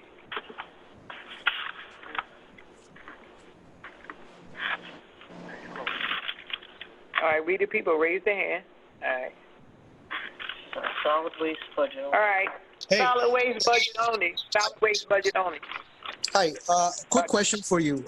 In regards to the statement that Mr. Joshi made earlier in the sense of profit loss. So in terms we only talking about solid waste, especially, I'm talking about solid waste, the waste of money that we spent in a lot of our budget here. That's what I'm talking about, solid waste. But let's talk about the waste and solid waste. Yeah, that's what I'm talking about, solid waste, the wastage of money in our budget, right? In terms of our revenue that we collect from our code and building, from the last statement that Maureen made, how much of that was collected in 2020? Wait, hold on 1 second. We the people, are you a different person as the we the people? Because you guys are a group. That means you got to give your name and your address too. Because people come on. MP. Okay, from now on, I'm gonna be addressing through MP. Okay, Mohin Patel. Forget the we the people. We are the people. MP is part of the people. No, but it's one person. But still, with all due respect, sir, the comment right now, you could certainly comment later in the public comment portion, but for right now, this is a discussion of the solid waste budget. So I understand your comment was, do you think it's waste, and you have questions about the budget that already passed, and that's all legitimate. This is not the time for that. That has to come during the public comment period. Okay, we'll do that. Also, my question was in regards to what Maureen brought up, the other point before you voted on. I had my hand raised, but I wasn't talked to, or given a chance to reply to your comments at that time. So what I want to do is I want the permission to actually ask the question regarding that last point that was being made. So, and you didn't close of that before. Excuse me, sir, but the public was asked to speak first pertaining to the budget. Then the council members speak, and then after that's taken, excuse me, sir. Then after that's taken care of, when we open it up to the public at the end, you can say whatever you want. You have to wait all the way to the end. If you want to speak about something Councilman Josie or someone said, you have to wait till the end of the meeting because we're no longer on that. President, can I ask a question? The last portion, you did not close the public statement portion of it. So if you want to go back to your recording, you can actually go back and see for yourself that you did not adjourn that portion of public statements. So I would like to finish up. But our secretary has it recorded, sir. Yes, I know. Has it recorded. So if you go and review that recording, you will see that the public statement portion was not closed. So I would like to still make that statement. Minutes, sir. She has it in her minutes, sir, so I have to go by what's in the minutes. It was closed, then we moved on to the next one. Comments. This is on the regular. It was closed, then Councilman Brescia made a comment. So you're saying you can make a comment and we cannot respond to it. Is that correct? So we the people should not respond in that sense. Sir, but you can when I open it up at the end of the meeting. You have an opportunity to do that at the end of the meeting during the public portion. Maureen answered him though. I want to make it known that every time you have this ordinance question answers and then you have the public to answer, once you make a statement, can you allow the public to rebuttal that statement you make? instead of waiting for the last minute after all the questions are asked and then everyone has forgotten the point. Well, they should not forget. They should not have forgotten the point. No, but what is he trying to say? It's At all. I don't think that people have short memories. yeah, It's Council only President. Yeah, Council President. Hold on a second. Yes. Yeah, Council President, this is a discussion about the solid waste budget, and we should have a discussion about that, and we can have this debate with Mr. Patel at some later date. But for now, let's move the meeting along and have the discussion about the solid waste budget, and anything that needs to be said can be said at the end of the meeting, is my suggestion. All right. You understand that? Yes, I will come back to this point at the end of the meeting. Thank you. Nothing on solid waste? You had nothing on the solid waste? Yeah, just this budget is a waste, yes.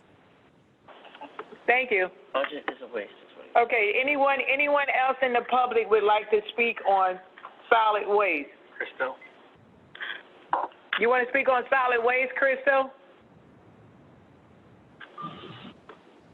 Can you hear me? Yeah, this is only on solid waste, that's all. Solid waste budget. How you doing? How you doing, Madam President? I was going to be boring today, but we the people pumped me up. So I want to say something to Joshi. Stop wasting my time, Joshi. Crystal, you know the rules. You know you don't get to speak on the public portion until the end. You know we're just speaking on certain ordinances. We haven't even gotten to the resolutions yet. You know that, right, Crystal? No, I know. My bad about it. I just had to do it. He pumped me up, and I love you, Council President. I'm going to go back to being boring. I'm going to be boring the rest of the day. Okay, I'll talk to you a little bit later on, Crystal. Thank you. All right. Yeah. Is there any other public? Are there any other people who from the public who want to talk specifically about public waste? Wolfie Richmond. Wolfie? Wolfie, you said? Wolfie. Wolfie. A Wolfie? Go ahead. Wolfie.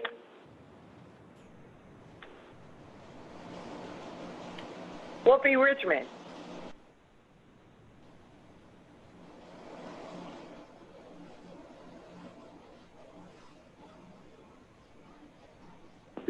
Wolfie Richmond. All right, moving right along. A motion to close the public portion. Motion to close the public portion on solid waste. Second. Any council comments on solid waste? All right. Next is the. Let's take a vote. Oh, I'm sorry. I have Councilmember. Roll call. Gomez and Deal second. All right. Councilmember Brescher. Yes. Councilmember Coyle. No. Councilmember Deal. Yes. Councilmember Gomez. Yes. Councilmember Joshi. No. Councilmember Patil. Yes. Council President Ship Freeman. Yes. Okay. Solid waste. All right. This is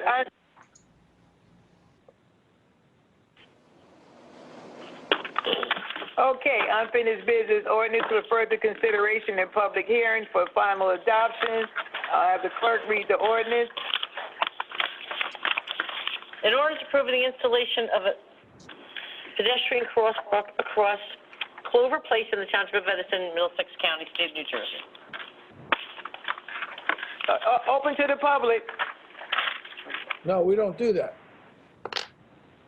Oh, this is not public. No, this is not it. This is unfinished. This is unfinished. It's unfinished. I'm sorry, it's for final adoption. Yes, this is for final adoption. We're still on final adoption. Oh, this is final adoption? Yes. Oh, okay. Okay. We had two sections. Yeah, we had two different sections of final adoption. Yeah.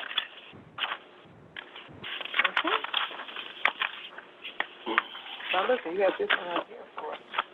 What I just read. I just read that. Okay. An ordinance, this is Final adoption, an ordinance approving the installation of pedestrian crosswalk across Clover Place in the Township of Edison, Middlesex County, State of New Jersey. It's open to the public. Yes. On 2077. Public, anybody want to discuss that? No, none. Okay, all right, motion to close the public portion. Motion to close the public portion. Second. All right, any comments from the council members? Motion to adopt. Okay. Can I have a motion to adopt? Motion to adopt. Second. Second. Yeah. All right, roll call. Councilmember Brescher.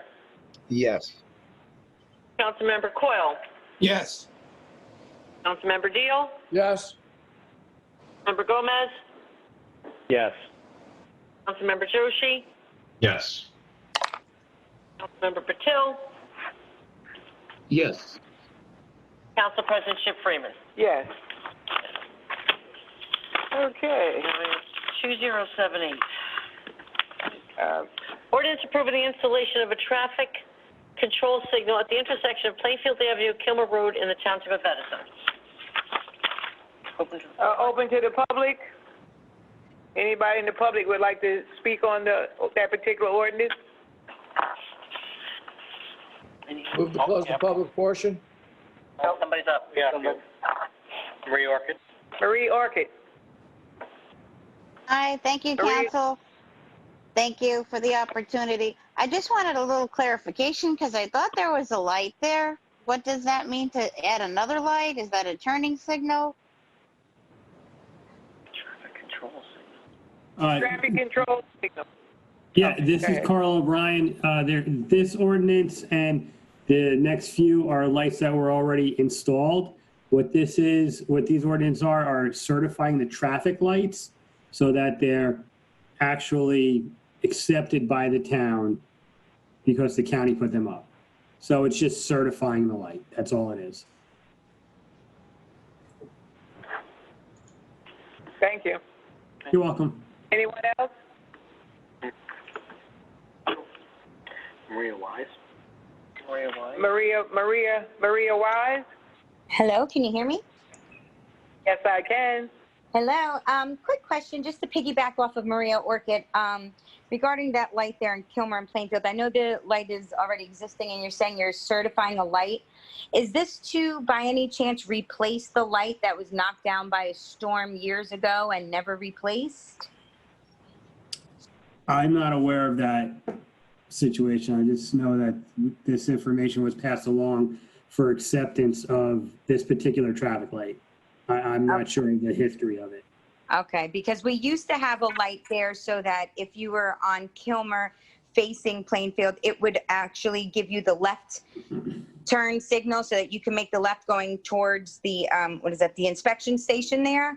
And that light has been knocked down. That's been gone for years now. And you actually have to reverse illegally when you're stopped at the light in order to see the left turn signal. Otherwise, the only way you know it's a good time to go is because the traffic behind you starts blowing their horn at you.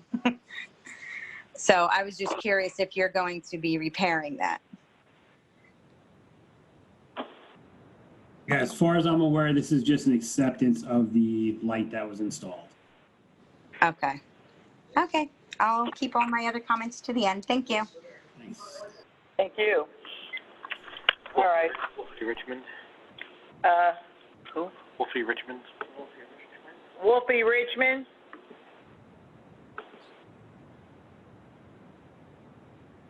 Wolfie Richmond. A motion to close the public portion. Motion to close. Second. Roll call. No, now you got to ask for. Oh, I'm sorry. I got to ask the council members, would you like to speak about the light? Motion to adopt. No, motion to adopt. Motion to adopt. No. I'm trying to get many. Motion to adopt. Second. Any comments? Any council comments? All right. Go ahead. Roll call. Councilmember Brescher. Yes. Councilmember Coyle. Yes. Councilmember Deal. Yes. Councilmember Gomez. Yes. Councilmember Joshi. Yes. Councilmember Patil. Yes. Council President Chip Freeman. Yes, why would I ever turn down the county doing something? Next ordinance. Ordinance 2079. An ordinance approving the installation of a traffic control signal at the intersection of Plainfield and Brunswick Avenue in the Township of Edison. Open to the public. No one? All right, motion to close. Motion to close the public portion. Second. All right. Motion to adopt. Council members, we already discussed to adopt, right? Any comments from the council? All right, and I have a motion to adopt. So moved. Second. Councilmember Brescher. Yes. Councilmember Coyle. Yes. Councilmember Deal. Yes. Councilmember Gomez. Yes. Councilmember Joshi. Yes. Councilmember Patil. Yes. Council President Chip Freeman. Yes. All right, next ordinance. Ordinance 2080. This ordinance approving the installation of the traffic signal at the intersection of Plainfield Avenue and Rivendell Way in the Township of Edison. Open to the public. Okay, I move to close. Motion to close the public portion. Second. Motion to close the public portion. Okay. Deal second. Motion to adopt. Motion to adopt. So moved. Second. Any comments? All right. Roll call. Councilmember Brescher. Yes. Councilmember Coyle. Yes. Councilmember Deal. Yes. Councilmember Gomez. Yes. Councilmember Joshi. Yes. Councilmember Patil. Yes. Council President Chip Freeman. Yes. Next ordinance. No, that and...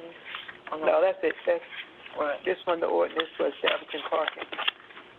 Oh, we have one more. Yes, we do. Okay. Okay. For final adoption. Ordinance 2081. This ordinance establishes parking prohibitions of certain trucks, vehicles, and trailers, no parking on Samuel C. Carpenter Boulevard. It describes specifically the establishment of no parking for vehicles over 4 tons gross weight, school or any type of bus, recreation vehicle, camper, boat, trailer along Samuel C. Carpenter Boulevard from the limits of Grove Avenue to dead ends. Open to the public.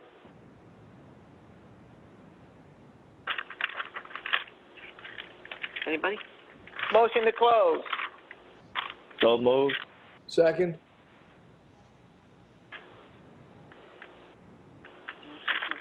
Motion to adopt. So moved. Second.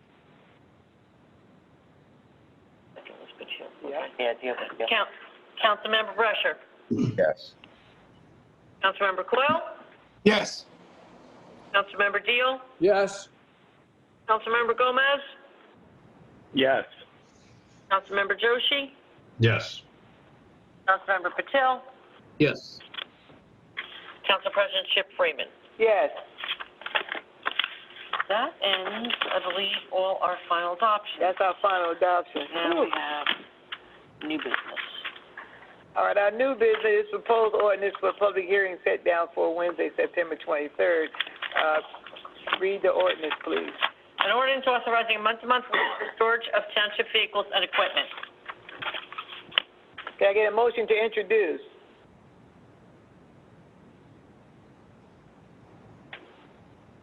Council President, I move this ordinance to be passed on first reading and according to law for public hearing set down for Wednesday, September 23rd, 2020. Second.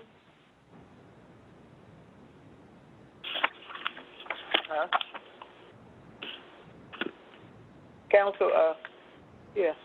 Open to the public? No, I'm council sorry. comments, Any council comments? Any council comments? All right. Roll call. Councilmember Brescher. Yes. Councilmember Coyle. No. Councilmember Deal. Yes. Councilmember Gomez. Yes. Councilmember Joshi. Yes. Councilmember Patil. Yes. Council President Chip Freeman. Yes. Now open public on resolution. Okay, right now we're opening up for just the resolutions, everyone. We're open to public comment on the resolutions only.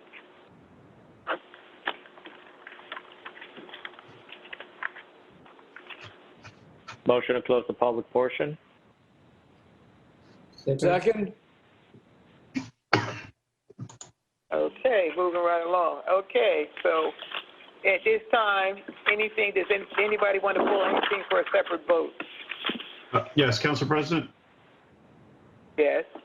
I'd like to pull Resolution 472 for a separate vote. I'd like to recuse myself out of precaution. Okay. Okay. Council President, Resolution 495. 495? Yeah, that's the new one we added. That's the, okay. That's the committee of the whole, right, Councilman Deal? Yes. Thanks. Okay, 495. We get it at the work session. Okay.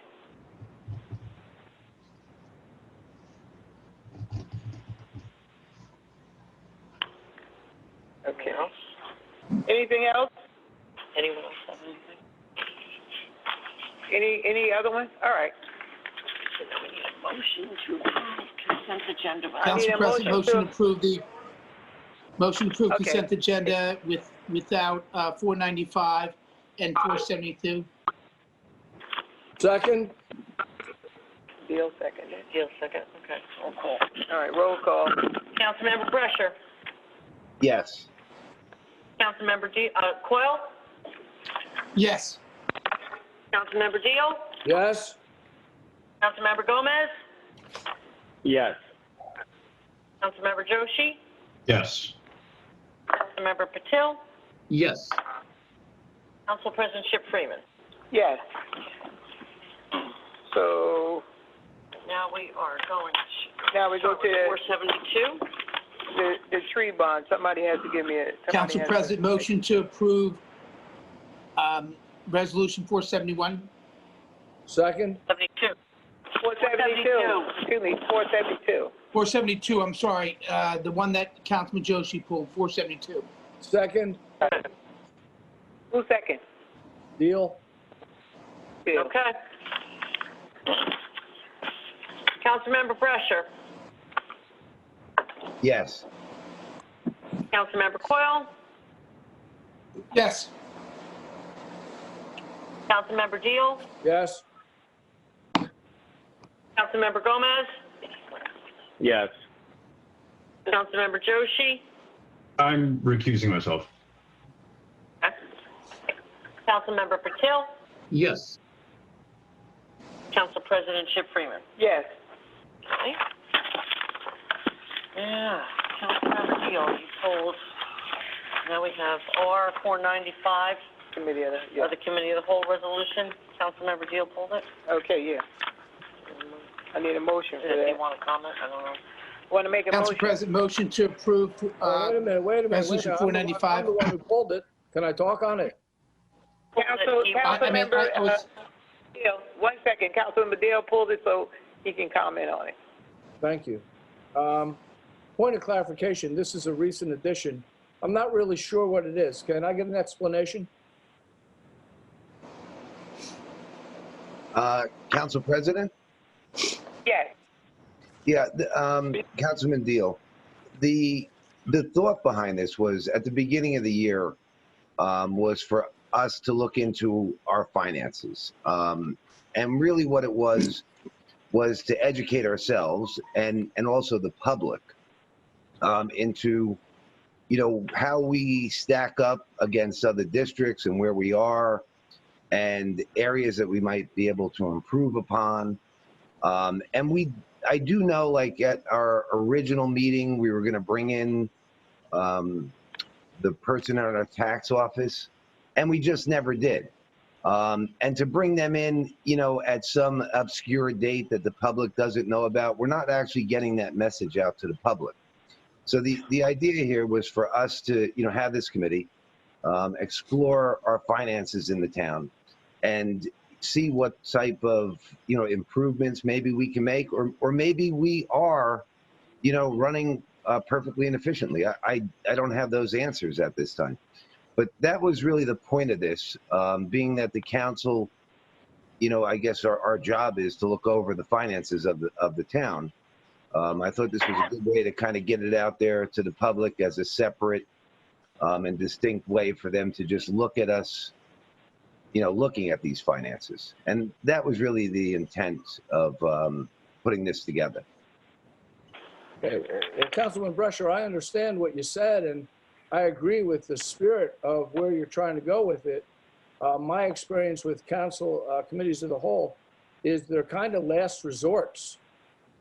In the two previous ones that I was involved with, they took a year and a half before we went to a committee of the whole. It was when we have exhausted all our other avenues to get answers or information. So I guess my question is, have you exhausted all your avenues to get your answers? Councilman Deal, I'd say like the committee of a whole, like it's going to give us the tools we need to find like systematic changes that we might need in the budget process. And it allows us to, explore this and allows the public to see what we're looking at. Because, I'm sure you received those 70 emails on the, we want a 0%. And I don't believe that those 70 people understand that you couldn't get to a 0%. But I believe that by exploring all of this, it's going to be apparent. And you know what? If the public decides that they don't want to look into this and they don't want to review this, then, I can't force them. But, to put it out there and let the public look at it all and see what's happening, to me is actually a good thing. Educating the public. Councilman Brescher, I'm not going to argue with the fact that communicating with the public, educating the public, or providing information is not a good thing. It's a great thing. I agree with that part of it. I am just a little confused as to where we go from 0 to 120 from, this is the first time I'm hearing about it. Normally, like I said before, it's after we've exhausted all avenues to get the information we need. Have you exhausted all your avenues? And what tools are you looking for? Well, I'll tell you, at the beginning when we all said we bring in the tax assessor, right? If I had the support on that, we brought in the tax assessor, and we brought in our auditor, and all of those things took place. And we did this systematically, in a meeting after meeting. You're absolutely right. This wouldn't be necessary. But because that didn't happen, and it's no one's fault. We can blame it on COVID, right? Everybody, we have COVID. But because it didn't happen, we were left with this, crisis that we're in with the tax increase. And that's where I'm kind of going with it, is it's going to allow the public to see what we see and what we do. Whereas, we work behind closed doors. The public doesn't know the hours that I spent with the administration looking at the budget and looking at all these numbers. So, it's really like an informative type of thing. Yeah, and I understand what you're saying, Councilman Brescher. I just don't understand why you need to go to a committee of the whole to do it. Why wouldn't you just ask the questions, form an ad hoc committee? If you go to a committee of the whole, you're talking about spending a lot of money doing that, spending a lot of time doing that to what I believe would get the same answers doing it through normal council channels by communicating with the administration, bringing your points up at council meetings. And if you did not get the answers you required or needed or requested, then I would support you going to a committee of the whole. I'm not against committee of the wholes, but they are rare. They are for when you have exhausted all your avenues, all your resources. You can't get an answer from somebody. You go, okay, this is what I'm going to do. I'm going to form a committee of the whole to get the answers. And if you can convince me that you've done all those things to get the answers, that I agree with you. I agree with every bit you're saying. And that is, you want to be more informative. You want to be more transparent. I agree with that wholeheartedly. But have you exhausted all the avenues? Have you gone down all these roads? If not, you're creating something for what reason? Something you could get just through normal council channels. Have you gone through the normal council channels, with the exception of the one incident or the one time that you're talking about? Mr. Deal, I guess that's where we differ. Normally, I ask for something once, right? And if I find that it doesn't come to fruition and I can't get, I can't make that happen, that doesn't happen, I try a different avenue and a different approach. So I understand, maybe that I'm a new councilman and I don't know that I need to bring this up at every meeting and kind of, harp on things, but I kind of believe that I bring it up once and it should happen. I shouldn't have the need to bring it up multiple times. I shouldn't have the need to ask for all of these people. I mean, I asked for it originally and I was told it was going to happen and we didn't make it happen. And yes, it's partly my fault. You heard me ask for it. I mean, you could have helped me along on that. You're a senior council member there. But I didn't feel like we had any support that way. So we never got those answers to the public. And this is really about the transparency to the public. Some of these answers I have and I know, but for me to try and communicate to the public about a 2% cap and how it affects us and how changing headcount affects us is rather difficult to do on a one-on-one basis with 100,000 residents. And that's really the spirit of what this is about. It's not just about me, it's just not about our council people, but it's about our residents and the transparency to our residents. And that's pretty much where I'm going with the whole committee of a whole. Council President. I agree with you. Believe me when I tell you, where you're going is the right way. Transparency is important. The public needs to know exactly where the money is going. I don't have a problem with that. I would be more inclined to support you if I understand that you did not get what you needed. In the future, if you're asking for things and not getting them, then I may vote for something like this. Think about what a committee of the whole actually does and what it accomplishes and what you would create to get the same thing, in my opinion, that you would get through normal council channels. And if you didn't, then I would support going to a council of the whole or a committee of the whole. I'm sorry. You know what, I guess it's the intent, because I'm talking about the intent for the public to see what happens meeting after meeting. What you're referring to is more or less what I'm getting to see. And what I get to see is not necessarily what the public gets to see. Why? Why is that so? Because our council meetings go till 11 o'clock at night, and there is no time to get all of this information in there. I can't tell you why. I can just tell you our council meetings are then quite long. I would suggest rather than forming a committee of the whole, that you form an ad hoc committee of a finance type where you could publicly state everything you wanted to indefinitely for as long as you wanted to do it. Forming a committee of the whole is a very serious thing, and we only do it very rarely under very serious circumstances. So what you're asking for is information, which I agree with. I would do it in another avenue, and I'd be very happy to support you with that. Council President. Hold on 1 minute. Councilmember Coyle. Yeah, Councilmember Coyle. I understand Mr. Deal's discussion here. My issue I've had at hand is this is a detailed, comprehensive opportunity in a time fashion will be dedicated to finances for the residents of Edison. What I've learned over the course of being on the council for the last 4.5 years is that the dedicated time in a council meeting is never enough. And the issues at hand for transparency are questioned time and time again by residents. Today's tax increase of 5.5%, there are families at home that just can't understand why we keep taxing, why we keep building new revenues, and understand the direction of our revenues. We build, but still we've yet to ever come to a conclusion where the why is. I'm supporting this because of the time management of this and the dedicated council opportunity to question the administration on the analysis of our finances.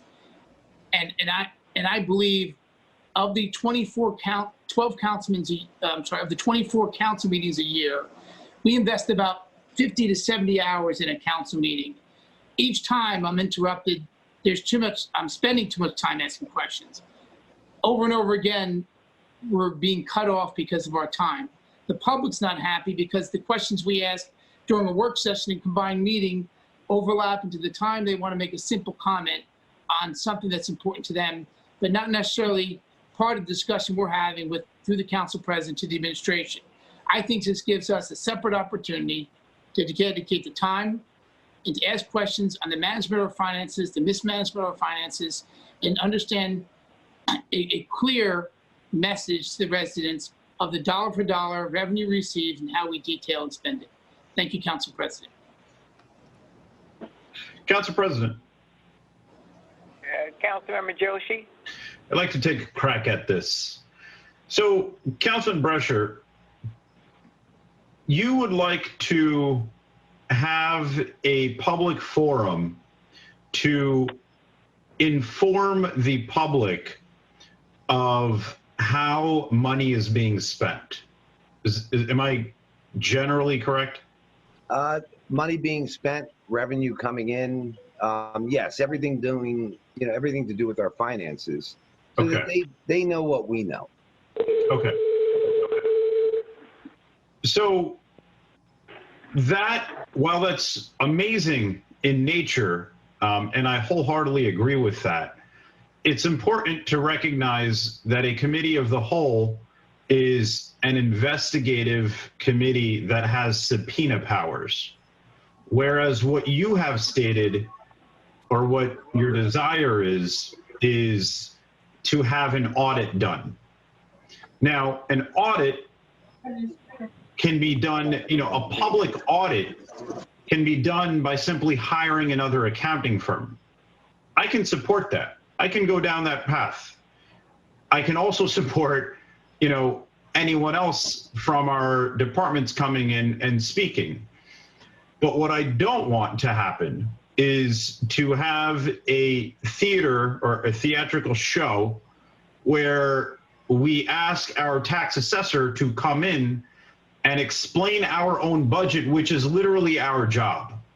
Because what it seems like is to have some sort of a public audit is just a sensationalist method of informing the public. And that's what I disagree with.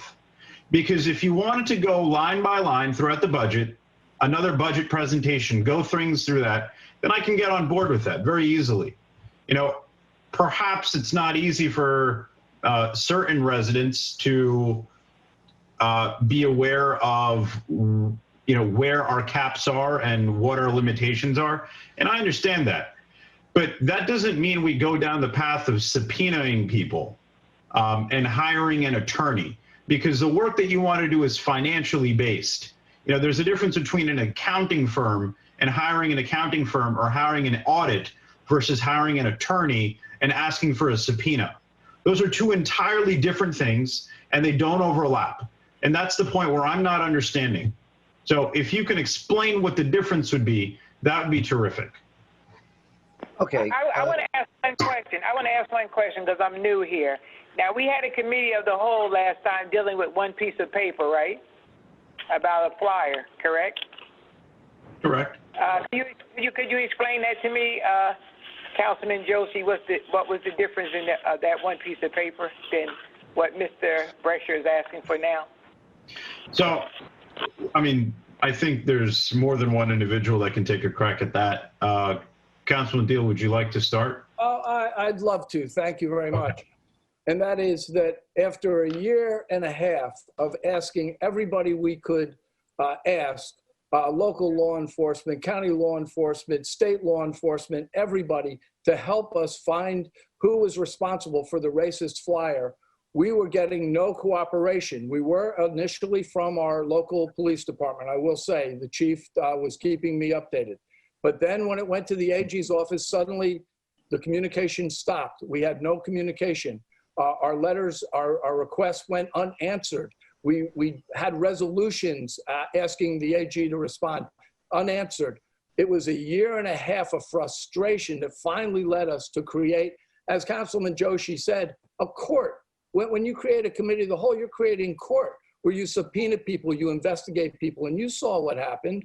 So my question is, and there's nothing that I disagree with as far as the spirit of transparency. I understand every bit of that. But what I don't understand is you want to create a court. This is where I don't get it. You want to create a court to do the same things I believe we can do through normal council channels, where we do not create some type of investigative committee and spend more tax dollars with lawyer fees, because they can get away from you pretty quickly, and this can go on for a long period of time. Guess what? We're not finished with our last committee of the whole, because that is still under investigation, and we are still waiting for more information, which we believe will come. So we can go down this road of committee of the whole. My question is, why do you think, especially with us being uninformed about it, why do you think it's important that we do it today? Have you gone through all the channels and you have not gotten your answers? The other thing you said, Councilman Brescia, was you said, we felt that, well, who's we? I was never consulted on this. I didn't get a single phone call, email, or text message or anything. Tonight, we find out there's something added. It's a committee of the whole for finances. I'm not against where you're going. I just don't understand the vehicle you're using. Okay, and you also said, my last question to the people from the committee of the whole before. Now, I think that's about 8, 7, 8, how many years old is it? We still don't have an answer for that?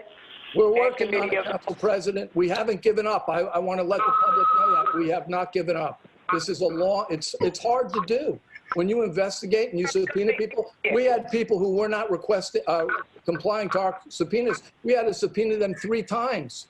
These are residents in town. We had to subpoena 3 times to come before council. Is this what we're going to do?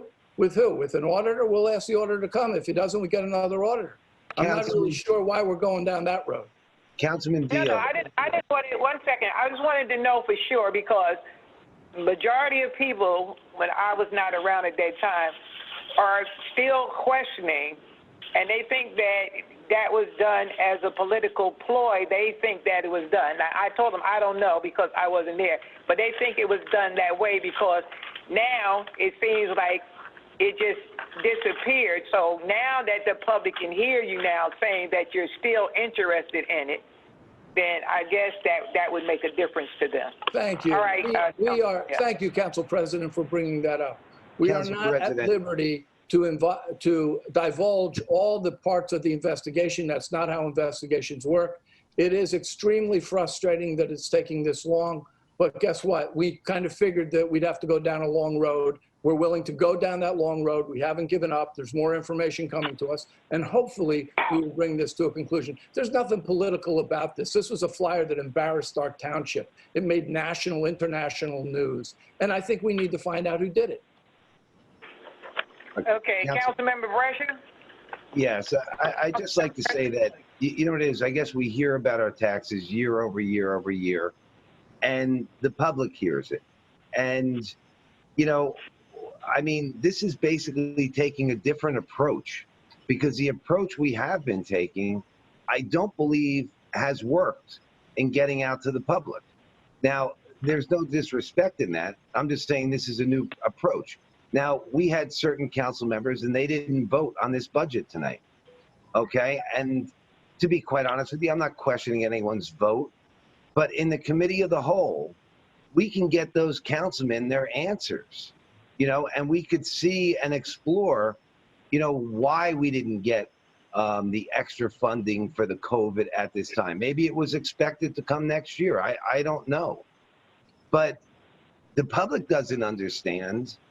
And I personally don't understand, you know, because I looked at the budget. I mean, I supported it because I felt that the only choice I had was supporting it or cutting our first responders. And, you know, that wasn't okay with me. Now, the public looks at what we say, but they only see it at one meeting or two meetings. You know, half the public might be here and half the other public was at our last meeting we had. Where committee of the whole, we do this, the entire public has the opportunity to see what we see. And that's where I'm going with it. And if it's, you know, the subpoena power that bothers you, you know, I don't know what to say about that. I mean, yes, if we want people to come in, right, we want them to come in. We want answers to the questions that we're going to ask. There's nothing that I would ever ask that I wouldn't, you know, give you and ask you, you know, what your thoughts are on it, if that's a concern. Before I do that, I'd run that by you, you know, and take your advice on where you feel you'd be on those subjects. But it's really to get this information out to the public is really where I'm kind of going with this. And, you know, when we talk about the investment, I think the committee of the whole for that racist flyer cost us $20,000 or $25,000.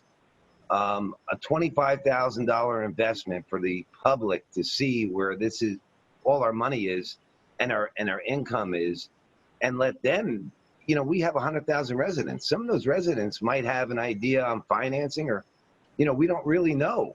But we have very, very smart people that live in this town. So that's where I'm going with it. And I understand if you disagree. And, you know, I mean, that's the whole point, right? Is that we are allowed to disagree with each other. So, you know, I do understand, and, you know, thank you for looking at it. Councilman Brescher, question. Why does this go through 2021? Mr. Councilman Joshi, I'm going to sum this up. I work on a different time frame than most people do. To be quite honest with you, you know, you had your committee of the whole for the racist flyer, and that's gone on as long as the investigation went on. So I don't question, you know, your extent of how long you have. What I did was we made it to 2021 for one reason. We figured that over the year, we'd be able to bring the people in and gather the data that we need to show.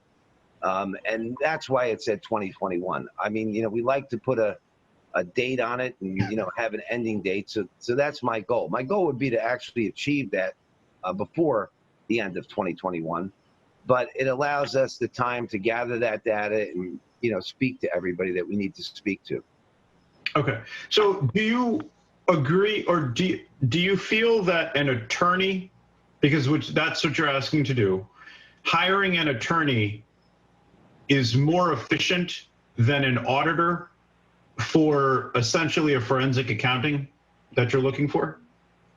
I'm just trying to process why you're requesting to have subpoena power for financial documents that all of us have. Because at the end of the day, when you're trying to inform the public, that is literally our job as elected officials. Our job as elected officials is to go out of our way and explain what our position is. You know, it's not up to, it seems a little silly that we need to hire a firm or a law firm to subpoena individuals just to be able to accomplish this. I can't wrap my head around how this makes sense. And can you explain to me why hiring a law firm would be more beneficial than a forensic accounting firm? Well, the attorney would help us navigate, you know, the way for us to get there, to get the answers that we're looking for. I may want to call in an auditor, but the attorney may recommend that that's actually our tax assessor that we should be speaking to. You know, that's why you have an attorney. I mean, basically for the council, you know, the same thing could be said. You know, we can draw up our own ordinances. I've done that in the past, but we run it by our council attorney. I mean, trust me, I'm not a big fan of paying attorneys myself, you know, but when you're talking about $25,000 to get out there and investigate this and go to the public, I'm willing to spend that $25,000 and make sure we do it right.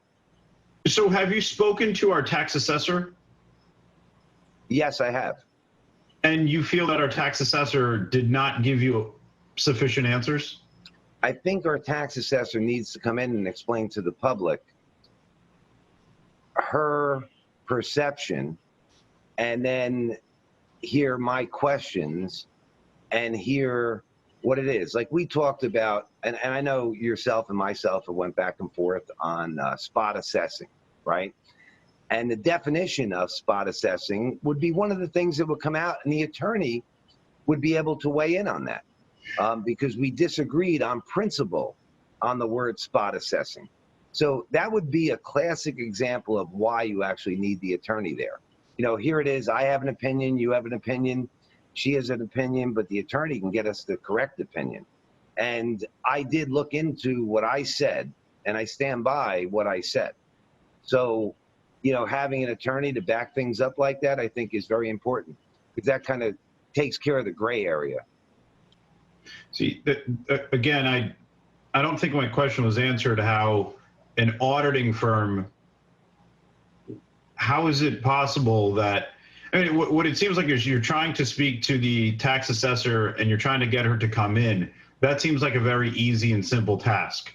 I don't think I think all 7 of us, maybe I'm speaking for myself, but I want to believe that all 7 of us can be on board with that. Having the tax assessor come and present what she wants to. And as far as what you're saying related to an attorney, mind you, we're the elected officials. We dictate public policy. You know, we don't need an attorney to tell us the type of things that you're looking for. I can certainly get on board with hiring an auditing firm. I can certainly get on board with a forensic auditing firm, and I can get on board with having the tax assessor come in. I can make that commitment right now. But the theatrics of sensationalizing for a year and 4 months a tax show, which is how we spend our taxes, is just as sensationalist as it can get. It doesn't make any sense to hire an attorney when we can simply hire an auditing firm first. And I'm giving you my commitment for this today. Councilman, I understand. And, you know, the difference between an auditor or an attorney, I guess, you know, I don't know that there could be differences. I like to have the attorney just so we keep it straight like we have. At the end of the day, I believe the auditor has to come in anyway. And that would be one of the people, I guess, that I'd like to get testimony from, probably one of the most integral parts of it. So, you know, that's where I kind of go with it. Council President. Can we move? Yeah, I was going to say, after you, can we kind of move along? Because they're like pulling up the people. Just a point of order, Council President. Can we throw this up for a vote? Yes. Does anybody else have any discussion? We can put this up for a vote now? Yeah, I have one last comment to make. Yeah, Council President, I also would like to say something. I mean, and I just want to make a quick comment. It seems we respectfully disagree, and I see that. Councilman Joshi mentioned we dictate policy. This is policy that's coming from Mr. Brescher and myself and other council members. This is what's been on the table here, requesting a vote. I don't think Councilman Brescher should have to go through a testimony of the discovery of what this is about. We've explained that. I understand Mr. Deal disagrees, wrong vehicle. Mr. Joshi disagrees, wrong vehicle. I just think we're at a mute conversation. I'm asking for a point of order. Yeah, well, I'll wrap up what I have to say, and I'll just say this much, and to rebut what your statement was. Yes, there is a difference. You know, I don't know if you asked this rhetorically or not, Councilman Brescher, but there is a difference between a lawyer and an auditing firm. One has a CPA, one has a JD. Totally different functions, entirely different. In fact, they don't really overlap. And that's what I'm trying to explain. The difference between a CPA and a JD in terms of their education, completely different. So, you know, we can go through this theater show and sensationalize how we spend our taxes over the next 1 year and 4 months. But, you know, at the end of the day, just remember that if we wanted to have an auditor, which was what you said, you're okay with that being the first thing that you're hiring, I would have been okay with that. But I'm not going to entertain hiring attorneys so that we can question, you know, we can invite our own tax assessor, which we can do tomorrow if we wanted to. You know what, Council President, I have to address that. Yes, please address I'm sorry. But when they formed the committee of the whole, I heard, and I can go back to the tape, how the need for the attorney was to make sure that the process was done correctly. That's the whole reason. The auditor is going to come in, and they are going to be one of the people we're going to, speak to. So for you to, I don't want to say flip-flop, but I believe you spoke about the attorney being necessary for the committee of the whole before. And now to say we don't need the attorney, I don't see the real difference between the two, except that I'll tell you this. The committee of the whole to look into the racist flyer, in my opinion, while it was a nice thing to look into, did not fall underneath the council's jurisdiction of looking into finance, where this whole event here is strictly to do what we're elected to do. So, I'm not looking for theatrics, okay? What I'm looking for is to get to the bottom of something and to get the public to see what's there. You see it, and I see it, and other council members see it. Everybody that takes their time can see it. But the public needs to see this. And they need to see it in like a concise format. As what? Like one. Wait, Councilman, I'm just, sorry. Sorry. I mean, I'm just saying that they're going, to see it in a concise order so that they understand it, not a haphazard order. And when you made the point of why couldn't we go back and do something and bring someone in, and you're fully, hey, I get it. I heard it. I was here. Everybody said they support it, and it didn't happen. So because it didn't happen, this is a new approach, and that's about as simple as I can make it to you.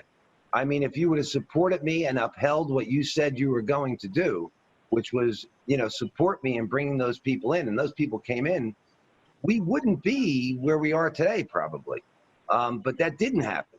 So, that's where I feel the need is. It's basically a different approach because the other approach we tried didn't work.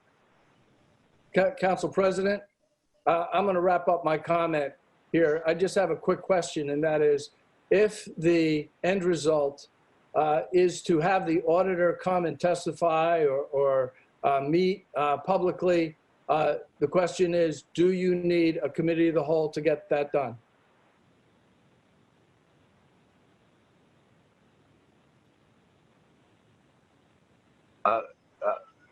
Councilman Deal, that broke up. I didn't hear what you said.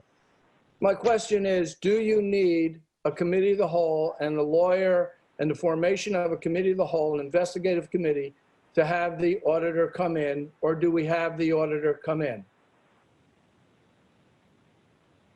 At this present time, because I had commitments from council members to bring these people in, and it did not happen, I do not feel that it will happen moving forward. So I feel it's a necessity to have the council, the committee of the whole formed, and to have the attorney present to make sure that legally we're within our bounds. I think that's a necessity, yes.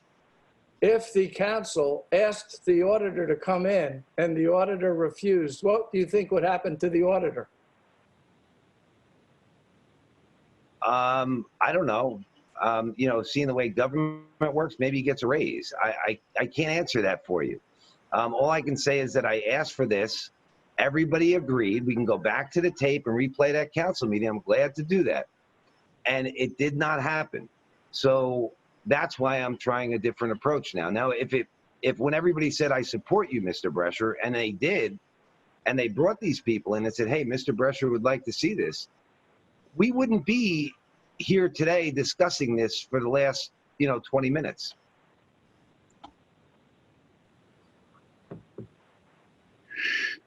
Council President, motion to approve. Yes. Wait a minute. Okay.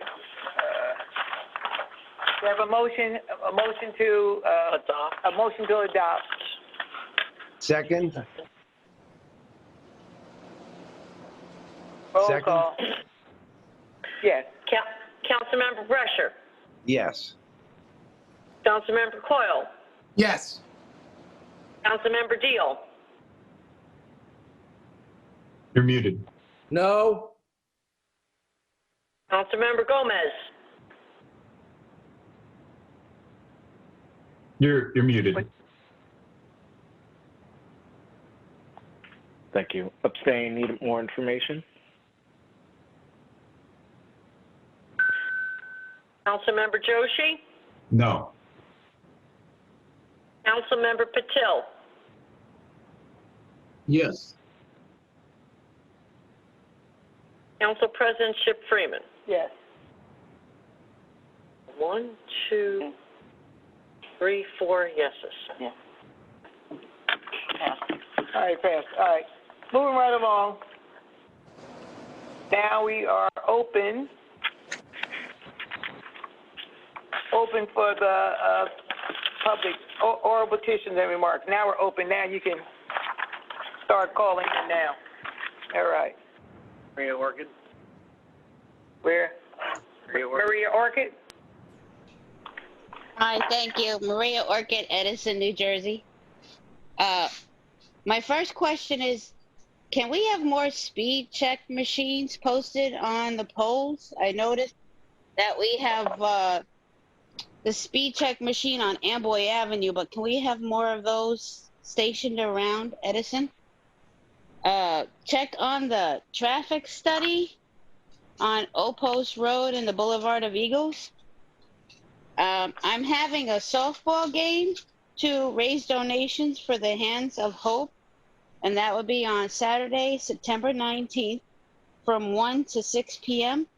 All the adults are able to come and join. We just ask for a donation, and we're going to have softball by the Edison Municipal, Lake Papiani. We're just asking for donations for the Hands of Hope. I will be posting more flyers on what the items they're looking for. Is there any update on the municipal internet? I wanted to see how that was going to affect the residents and the students. Is there any update on the master plan? And is there any update on our tax maps? And thank you so much for your time. And thank you for your efforts. Thank you. Thank you very much. Maria, and could you send me your flyer when you send it out to my email, please? Yes, I'll be happy to forward the flyer to everyone with the items to be donated for the Hands of Hope. All right. Thank you. Just send it to the clerk's office and she'll get it out. Thank you very much. Thank you. Next. Maria Wise. Maria Wise. Hi, I just want to start off with, again, in recognition of the 100th year anniversary for the women's right to vote. Kudos to you, Council President. Thank you so much for recognizing women and encouraging and empowering women. I think it was a great event, and I'm actually looking forward to more events for women similar to that. At the beginning of the meeting, you guys were talking about a warehouse that's going to be paying $8,911 for 4 months. What is the size of that warehouse? Because that's a pretty small rent. Ms. Wise, I don't have that at my fingertips, but I can get that to you. Okay. All right. Thank you. Next one was there. I know October 5th is the postponement for the Glendale Silver Lake discussion. But there was something that we were also scheduling for September 14th. What was that meeting for again? Could you please remind me? September 14th, I believe, Councilmember Coyle said it was a regular planning board meeting. Planning board, okay. Okay, I'm just going through my list here. Again, another thank you goes out for the solar panels going along Raritan River. I know a few of our council people like to refer to me as a tree hugger because I'm all about the environment. So thank you so much for those solar panels. I really appreciate that. One that's really near and dear to my heart, the one-way for Edmond Street.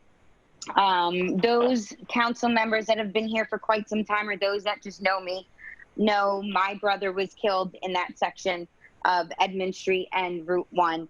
And I've been trying, fighting, and pleading for at least 6 years.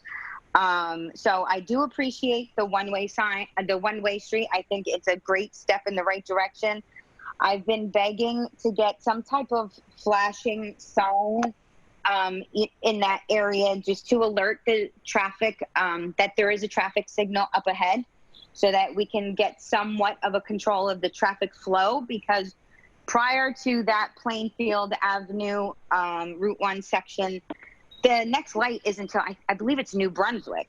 So the flow is just, it's crazy. So if we could get something flashing just to alert them of the traffic sign, that would be great. It's great to see the county involved, and finally, and it's great. High five to everybody who got that done. We're almost there. We just got a little bit more to go. Okay, this one's a little near and dear to me too. 41 Glendale, back to this one. It's a 160,000 square foot warehouse. I lived in the Silver Lake section for over 11 years. I raised my older 2 kids in that section. I'm all for, the truck drivers and stuff like that, owning a trucking company myself. However, I do have to say, the quality of life for those residents, they're going to be greatly affected. Between the trucks coming in and out, the damage and wear and tear to the roads, the kids won't be able to play like they normally do. It's going to bring so much grief to that section. And I don't know if everybody's aware of how big Silver Lake is. It can't really fit that much traffic flow. It's one way going one direction and one way coming back.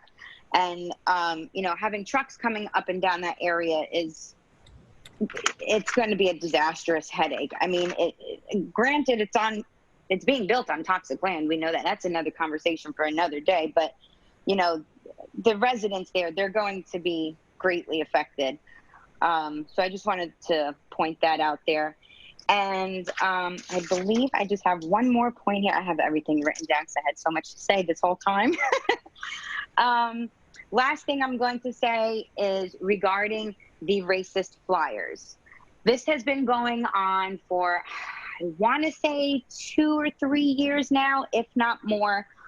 I think I speak for a lot, if not all of the taxpayers in this town when I say enough is enough already. We're tired of paying for all these legal issues and the back and forth. I think we need to get a proper investigation done. Get the right people in, investigate it, and be done with it. Close it. Someone has to drop the gavel and make a decision, because the taxpayers we're exhausted by this conversation already. But I do want to see justice. I do want to see the truth come out, and I do want to see it go through the proper channels and have the proper folks involved doing the investigation that should be doing the investigation. And I do think that's about it on my list here. I'm just going through everything. Yeah, I think that's it. So thank you for your time. And thanks again. And Councilwoman, I almost called you Councilwoman Joshi. I'm so sorry. I'm looking at my phone here. I do, again, I can't reiterate enough to you about empowering women in this town. And I think we need to have more events. Something that encourages our young women, especially, to let them know that, yes, we have struggled. Yes, we have come a long way, but we still have a long way to go. So thank you again. Thank you. I'm planning more events. Women's History Month should be very good for us this year. 2021. Oh, good. Okay? Good. I look forward to it. Thank you. All right. You're Have welcome. a good night, everyone. You too. Next. Ron Leffler. Ron Leffler. Good evening. Good evening. I'd like to comment on the proposed 41 Glendale in the Silver Lake section of Edison. Did everybody get a chance to look at the videos or the pictures I've sent down? I got a quick glance at them, but not enough in detail. But I got to see it. Yeah. The videos I sent down, they depict an accidental 20 minutes of time I spent on Silver Lake earlier today. I was completely horrified.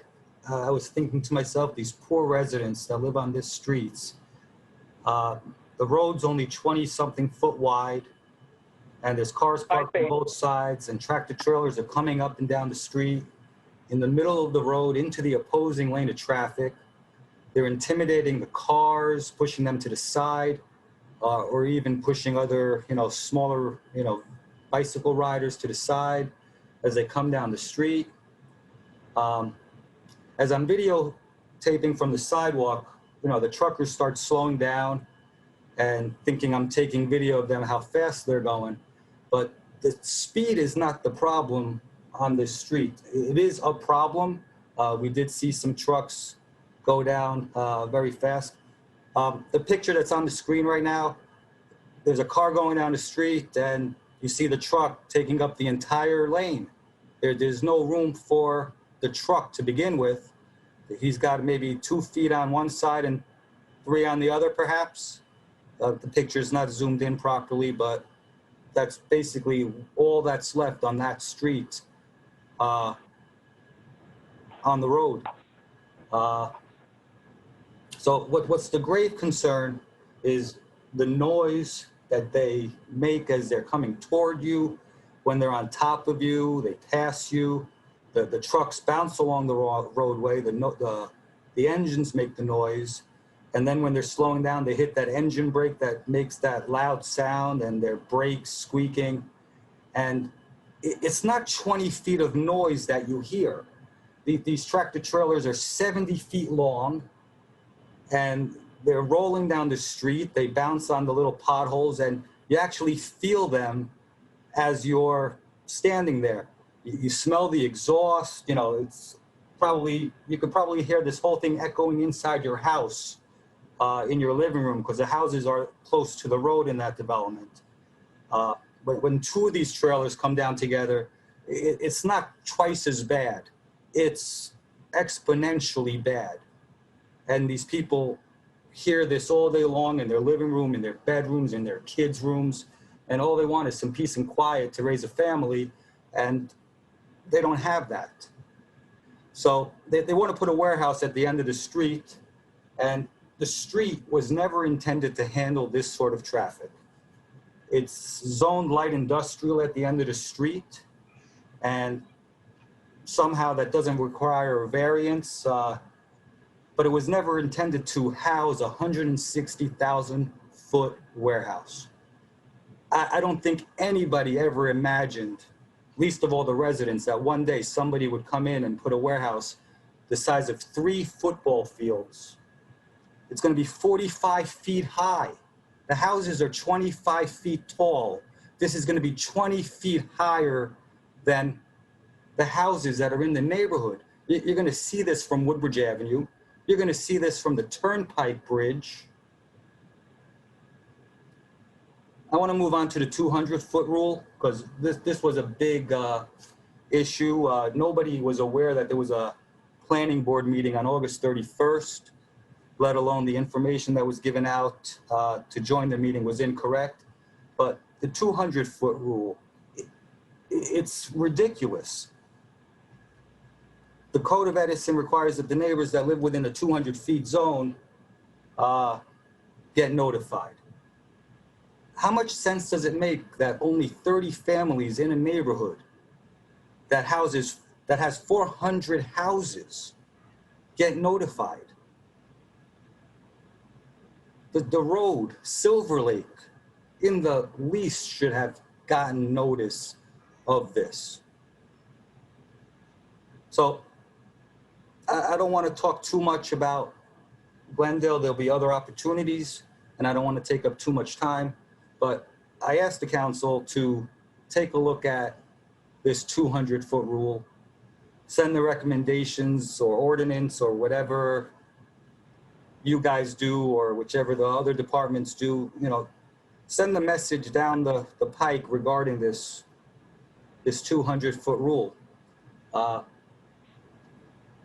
next thing I'd like to talk about is the master plan. And going back to, nobody ever imagined something like this coming into their neighborhood. The master plan started doing research. I've never been involved with anything with planning, zoning, council. I've never attended a meeting, maybe one in 17 years, and I'm sorry. But the master plan, I think, was written in 2003. And Amazon was probably still shipping from a garage somewhere at that time. And since then, they've grown, exponentially. And we didn't do our due diligence. We were negligent. We didn't write the plan up every 6 years or 10 years as the state recommends. And we end up with developers, coming into the neighborhood. They're buying the property and Ron. in three words, yeah. Ron, your time is up at all. Can you wrap it up? Like I'll give you an extra 30 seconds to wrap it up. Did I get 60?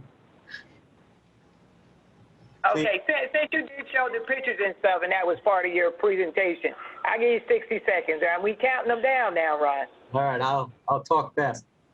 The existing industry on Glendale, it's too much.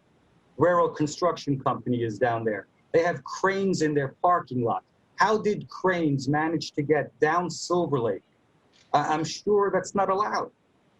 But the cranes are down there. Now they got to come back up. Just drive past there. I invite everybody to go over there.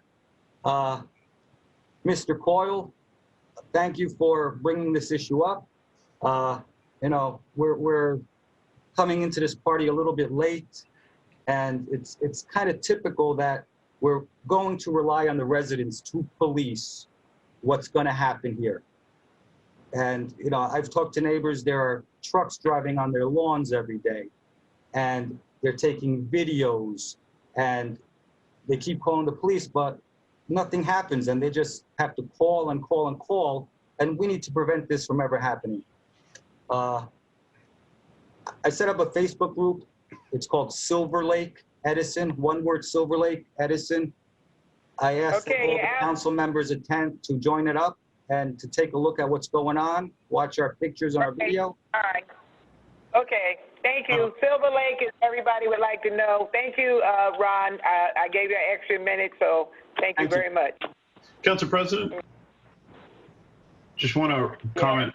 I want to comment on the previous speaker, Ron, who just spoke. One, I want to say thank you for presenting that video. I think you showed the public how narrow that road is, and I think that's good for perception for everyone else to see.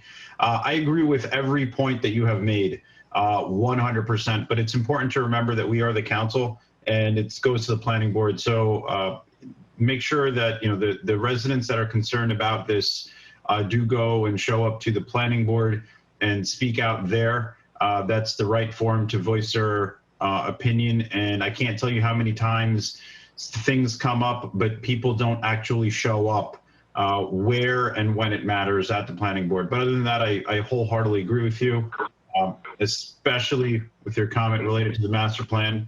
It's antiquated, archaic, obsolete. I've been saying this for 3 years now, and it needs to be revisited. Council President, Council President, I'd just like to comment. Yes. This is the video, I guess, that was emailed to me. And I was wondering what that the video was about because, well, in the video, I'm watching trucks swerving back and forth. Now I actually have an understanding of what's going on in the neighborhood over there. And I do agree with the whole point of the master plan, which I know we're redoing next year. And we're going to need the public's input on that. So, that's something that all the neighbors should think about when we're redoing that master plan, because certain areas might not be conducive to what we have now. And we need that input when we do review that next year. Thank you. Thank you very much. Next. Someone is Galaxy S10 Plus. Galaxy X10 Plus. Oops. That's Elizabeth Conway. No. It's popping up. Well, who is it then? They went away. They went away. All right. Elizabeth Conway. Elizabeth Conway. Thank you for giving me another chance to speak. The first thing I would like to say is thank you to Joyce for the women's suffrage celebration that we had. I went there in support of Teresa Ward and Beth Maroney, and I didn't realize it was for all elected women. So it was a very nice surprise, and I appreciate it, and I look forward to all the other items that you're looking forward to doing in our township. My question, changing the subject though, because what is the way to, or who decides where a right turn, no turn on red is made a decision on? I'm talking about the corner, or the T actually, of where Grove meets Inman Avenue. If you come east on Inman Avenue, you can make a right-hand turn at where the Wells Fargo is. But if you're going north on Grove to make a right-hand turn onto Inman, you cannot make a right-hand turn. So, you know, it's a little confusing that one side you can and one side you can't. So I was wondering who actually makes those decisions to where you're allowed to make the right-hand turn and not allowed to make the right-hand turn. That was my first question. Should I tell you my next question? Yeah, I'm kind of thinking in my head, maybe because that's the senior building on that side. I'm just, but I'm not, it's above my pay grade, so go to the next question. Okay. The other thing is, if you go east on Inman Avenue, there's a stretch of land that the county is responsible for maintaining. And if you go south on Grove, there's a section on the left that I believe the township is responsible for maintaining. And it seems like it's the backyards of people's property. And I don't know if we would be better off to give them some extra land and make them clean it up, or get on the county and the township to clean it up. Because I was coming out of the bank, I want to say a few months ago, and a gentleman stopped me and asked me if I lived in Edison.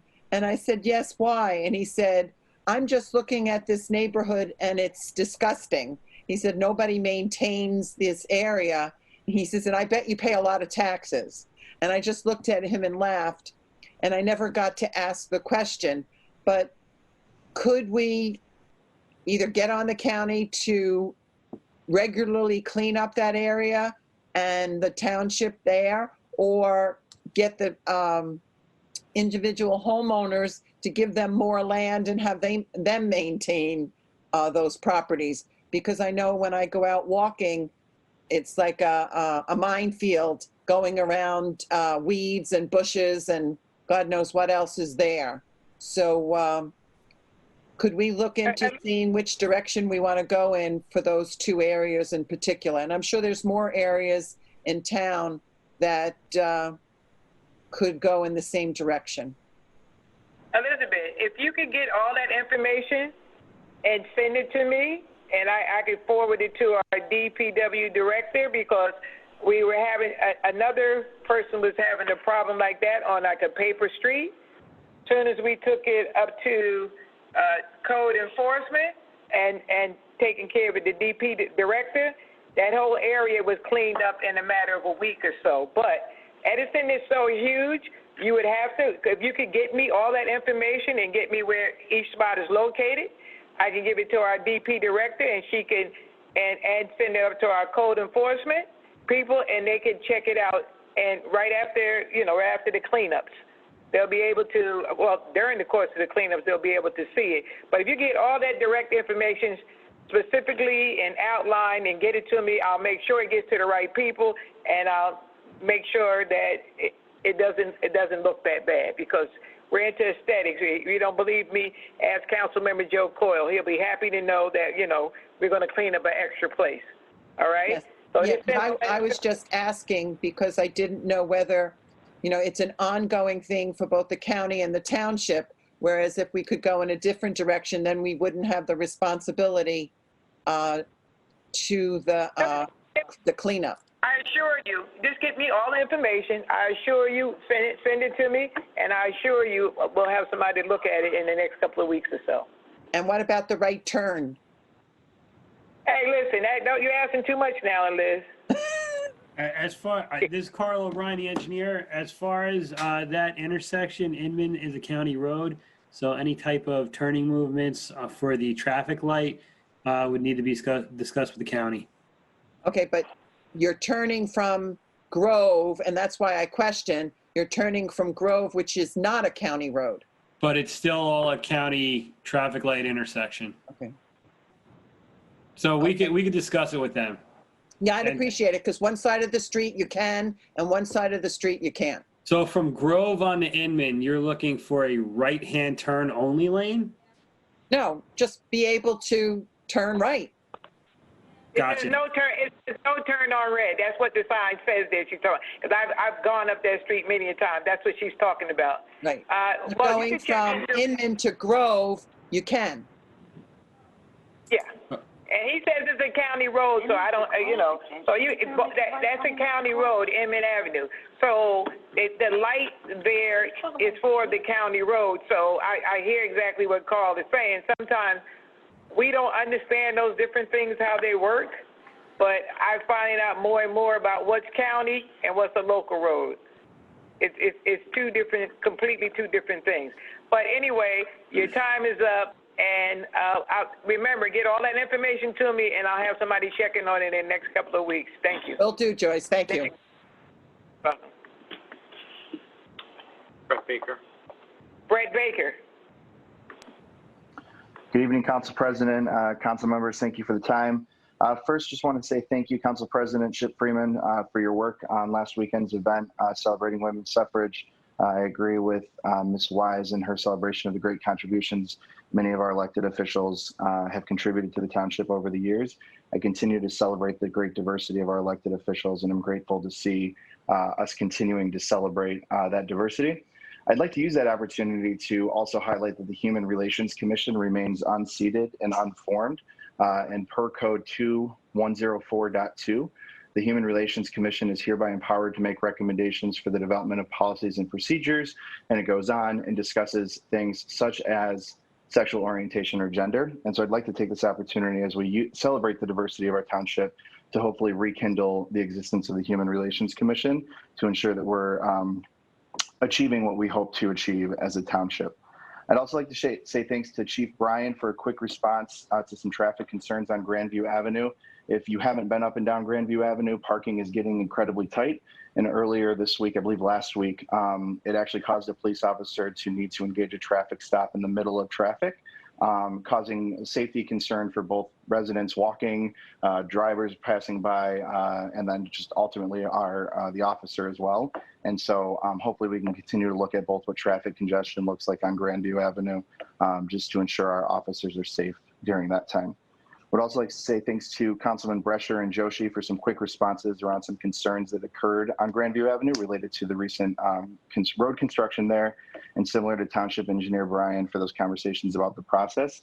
Councilman Joshi, I do owe you pictures of the gravel that remains at the end of my driveway. It's a friendly reminder that Grandview Avenue used to not be as good as it currently is. But we'd just like to highlight that while the work was really great, I would like to bring to the council's attention that the vendor we used to do the road work on Grandview and the surrounding areas in Clara Barton were quite rude, actually. The township foreman at one point was laughing at me when I was trying to appeal that we didn't try and tow cars at the beginning of the construction period because there wasn't appropriate notice. And just would like to use this opportunity to encourage council to, as much as possible, try and hire vendors that are from within our own township, because I feel that they represent and reflect our township's best interest as much as possible. Would also just like to state that I do appreciate the push to go to the planning board in opposition of 41 Glendale, but would also like to just also address council because we do have a sitting council member who serves on the planning board and a former council member who is also on the planning board. And just really, really, really, to Mr. Leffler's point, that's an insanely large warehouse. And we should all be upset. We should be talking about this as frequently as humanly possible. I know it's contaminated land, so I don't know it's a good place for, so I know it's not a good place for a school, but something that is 3 football fields wide and 40+ feet tall does not belong in any residential area in any township, even if Edison is becoming a township of warehouses. And I know we don't want that, and so I would like us to continue to oppose it. I do want to applaud Councilman Joshi's request for an ordinance for traffic and noise studies. I think it is a move in the right direction to slow the overdevelopment that others prior to me have spoken about. And I do believe that had that ordinance existed, we might have been able to stop the nonsensical development of Camelot over by Hoover Middle School, which if anybody's never been over there, it's appalling that it is on basically a one-way street just past the school, and would really encourage the council to continue to evaluate our stance on the continued development within this town. Thank you for your time. And I would also like to thank you, Brett Baker, for bringing up the fact about our Human Relations Committee. We are the only town, I believe, in Middlesex County that does not have one up and operating. But thank you very much for your concern, and I hope that you would help me, along with others, to encourage people to become part of the Human Relations Committee. I would hate to be the only town, as diverse as we are, to not have a Human Relations Committee. Thank you. Nina Carlson. Nina Carlson. Oh, Nina. Hello? Nina Carlson. Hey, can y'all hear me? Yes. Perfect. Okay, hi. So I'm a lifelong resident of Edison, and I am going to echo the concerns that other residents have brought up about the Edison master plan. I am aware that it has been revised since its inception in 2003 per the New Jersey state requirements for municipalities and their master plans, but there hasn't been any significant overhaul since it was written. And I just want to point to a few things that I think are really relevant in tandem to the warehouse discussion that we're having. Because for those of you who have not read through the Edison master plan, it was written in 2003 with 2,000 census data from 2000. And the most recent parcel data that is available to the public through the Edison website is from 2003, which is to say that there has been a large change in demographic, in parcel use since then, obviously, so it's already not up to date. But what strikes me most when I read through the master plan is that it is so widely different from the development decisions that have been made in Edison in recent years, starting with what I call our warehouse era. The new warehouses that have been brought into Edison in the last few years, and we're looking at one right now. The Edison master plan talks about something called new urbanism. It is allegedly the foundation upon which Edison's development is rested on. And new urbanism, for those who don't have an urban planning background, refers to a philosophy of compact communities that are people-centered. It focuses on mixed use developments, on tight communities, reduction of reliance on the automobile, and a reduction of highway culture in the suburbs, right? That's new urbanism. It's supposed to provide money for public transportation, increase public use of parks, making it easier for a city to be interconnected with itself, promoting commerce, right? Local commerce. That's what new urbanism is. And that is the exact opposite of what I see with the decisions that are being made in terms of the perpetuating of archaic zoning, as we can see in the Glendale area, in Silver Lake, right? Clearly this mixed use zoning in this district is going to cause issues and still is. And that's a direct result of negligence in terms of how the master plan has been treated in the last 17 years, right? And so I really want to note that, because the warehouse specifically is going to contribute to where I see Edison going as a town, which is succumbing to industrial sprawl. So new urbanism wants to create a compact community. Industrial sprawl is going to keep spreading Edison out further, right? You're just going to continue to bring industry into a town that is now primarily commuters with COVID and remote work, Edison is going to require a different kind of appeal to its residents. I don't see any future, I think the Edison master plan has to be revised to understand the conditions of the times now, what Edison needs to do in order to retain its residents, and really commit to the new urbanism that it was a proponent of 17 years ago. And this isn't to be preachy, but I really do think that there have been some short-sighted decisions in terms of the future of Edison's planning. And this is a really good opportunity for the council, for the town, to engage its citizens to help develop the next master plan. And I'm really putting an ask out there for the council to think critically about how the citizens can be engaged. That's another tenet in the master plan that I would like to see more of. It's participatory planning, citizen outreach, community outreach, really engaging people in the various neighborhoods and sections of Edison to be able to voice what they want their town to look like. Because clearly it's not it now. And I think there are a lot of wonderful things that are happening, and the infrastructure is there to empower residents to be able to give their voice out. But I just really want to echo and maybe elaborate on some of the things that have been brought up with, by other residents about this plan, because the physical infrastructure of Edison and the way that it's being built, we need to start thinking now, because in 20 years, 50 years, we want Edison to be thriving even more so than it is now, than it has been. And I don't see that happening now with the document that exists as it is. So yeah, thank you very much for your time. I really appreciate it. And I will be joining that Facebook group that I'll echo for those who didn't get it in time. It's Silver Lake Edison on Facebook. And thanks everybody else for their comments. Council President. Council President. Who else is there? Who's next? Council President. Councilmember. Councilmember Coyle first. Councilmember Coyle. Through the clerk, if we can get the email of the last speaker, well said, for her involvement in looking at the master plan. I'd like to reach out to her when and if we do put this together, we have a communication. Maybe she can serve on a committee. Better watch what she wishes for, but certainly made some good points of things I'm certain everyone on the council agrees with. So, Madam Clerk, if we could send me her information. Thank you. Councilmember Coyle, we can't do that. We would have to ask her for her permission. She would have to. Sent an email. She would have to send the email. Okay. She would have. Okay. We can't invade her. She has to be the one. Yeah. I'll request if she wants to email one of the council members or myself. That would be with the clerk. Thank you. Thank you. Council President. Yes. Councilmember Yoshi. Nina Carlson, the previous speaker, just mentioned participatory planning. Is that something that is decided through the mayor's office, or would the council put that together? I have not served on the council that long to know what the process is for the master plan. And I know, our master plan is completely archaic, but I wanted to know what the process is for setting that committee up, as it needs to be done next year. How you know it's archaic if you haven't been on and you don't know about it? I've read the whole thing. It's horrible. And it's not working for the citizens.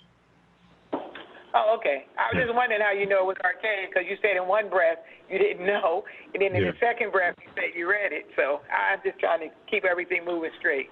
So all right. So we'll find out from North Graves about that committee. He'll bring us the information back about that. All right. Next person's name. Who else is it? Sue. Sue.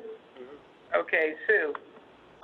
Hi, Susan Campione, 8 Schiffer Court in Edison. So just a couple of things. One, just a comment with the master plan. My husband and I have both read it, and I wholeheartedly agree that it is archaic. There are parts of Edison that are not even included in that. But the two things that I wanted to address, one, is there some type of plan to update the roads around here in the neighborhoods, because my road has not been paved in 26 years. It's completely splitting. You could mow the grass that's growing between the cracks. And for the $16,000 that I'm paying in taxes, I would think that that could get taken care of. And I've brought it up to my committee person. He came and took pictures, and nothing, gets done about it. So I know that they did do some roads, but I don't know how that goes about getting fixed. The other thing is, before COVID had happened, I know everybody's been pretty busy, but I brought up to this council regarding the coyote problem, and I sent pictures to everybody. I followed up with an email. It is getting really bad. They are brazenly coming out of those woods. My neighbor just last week sent pictures. The coyote was like staring him down in the middle of the day. I'm concerned not only for animals that are pets, but for children that are out playing. The kids are out on their bikes and walking. I mean, it's a great thing to see since COVID with so many kids outside, but I'm very concerned of what might happen with this issue. And there is a large den of them living in the backwoods, and they've attacked dogs. Friends of mine that I know that live adjacent to the Dismal Swamp. So something's got to get done. And I never heard anything back from anybody. I was asked to follow up with an email. I did. And I'm just wondering if anything's going to be done. About you said the coyotes and stuff. Where are you located at again? I'm off of Schiffer Court, which is off Alexis Lane, off Talmadge. It's the Dismal Swamp. They're living in the Dismal Swamp. If you came to my house, you can hear them howling when they're attacking something, and they just come out now in the middle of the day and stare you down. And there's several of them. They chase the deer. I have friends of mine that live back where the ranch is, and they've attacked their dogs, and she has video of it. And well, I mean, it's a bad situation, and I'm just very concerned that also that a child could wind up being hurt by them. Okay, I understand.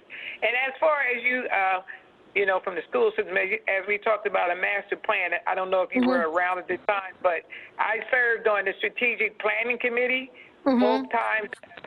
Years at a glance, but what we encompass the whole town, the business workers, the parents. Each person in the town had a complete stake in what was going on.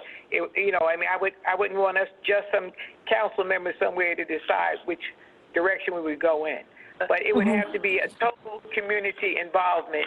And for us to move forward, the whole total community. Because that's what I gained, and that's what I thought was really good with the strategic planning in Edison for the school system. And I guess it proved to be good because we're still number one. We're still way high up on a line. Right. Well, I was talking about the master plan for the town, but my other question was about the roads.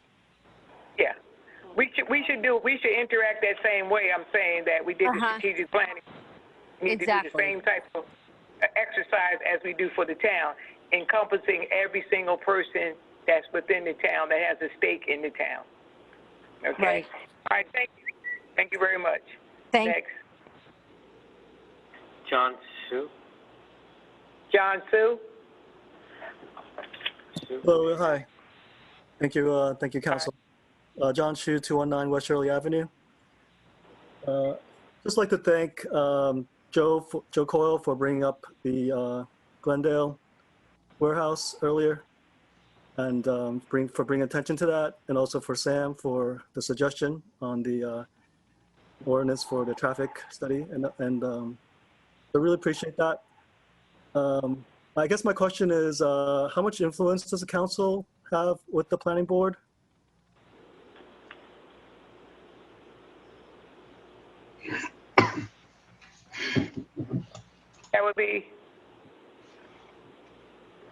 That would be you, Northgrave.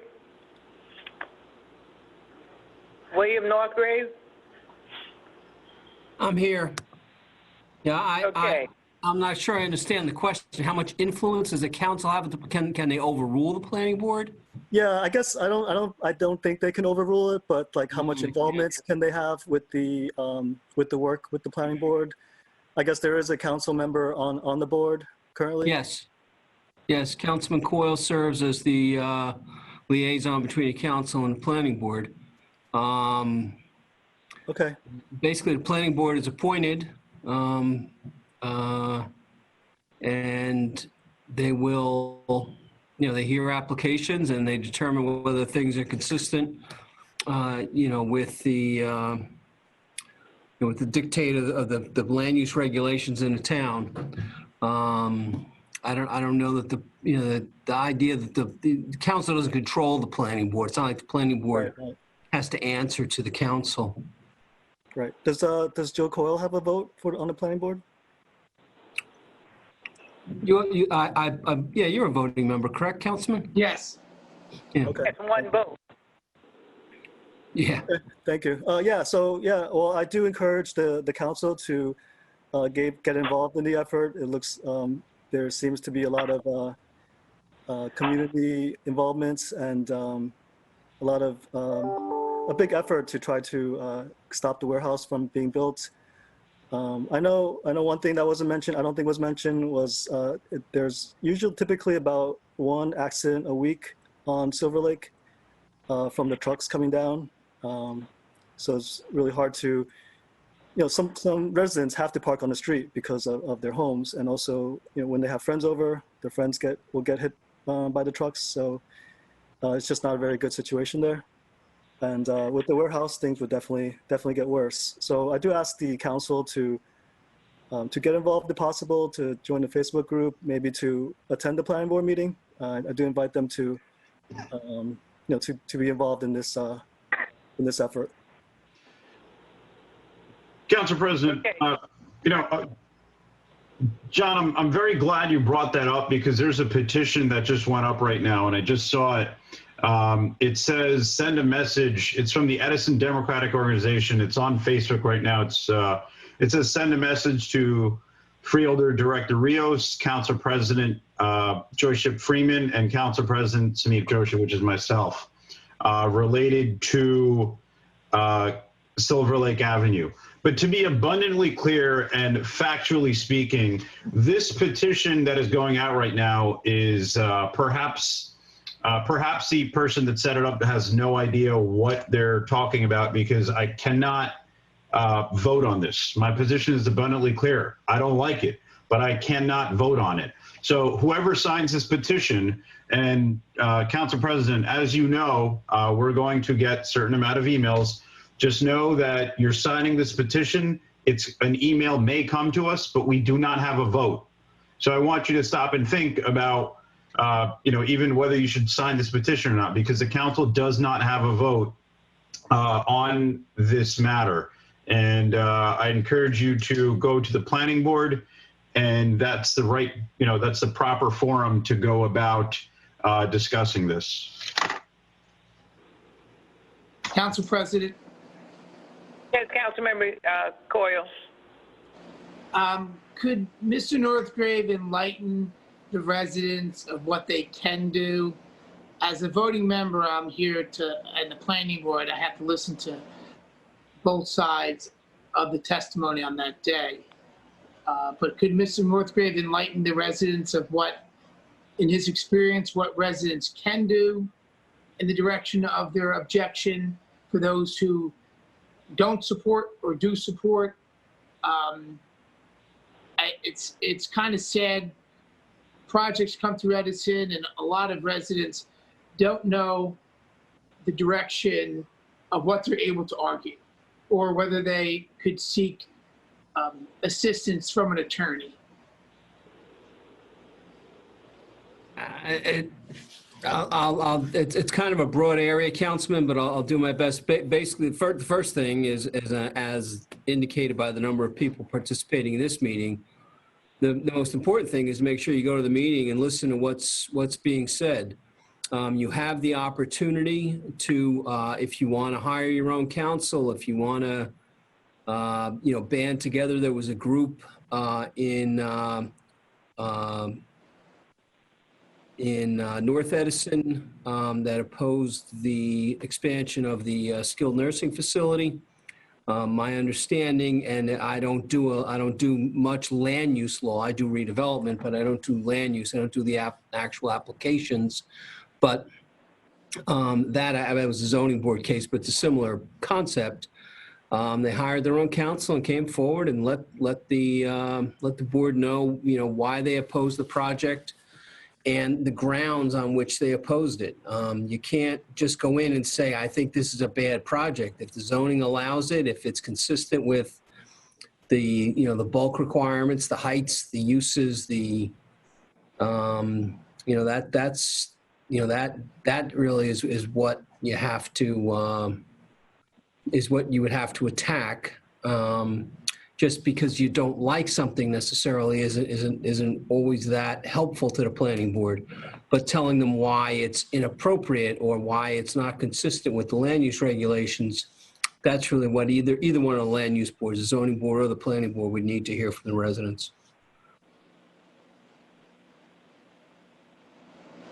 Thank you, Mr. Northgrave. Next, thank you very much. Next. Galaxy S10 Plus. Galaxy X10 Plus. Hi, can you hear me? Yes. Hi, it's Lisa Zamuski, Sharon Avenue, Edison. I have a question for Chief Bryan, if he's still on, or maybe somebody from the council could answer me. Okay.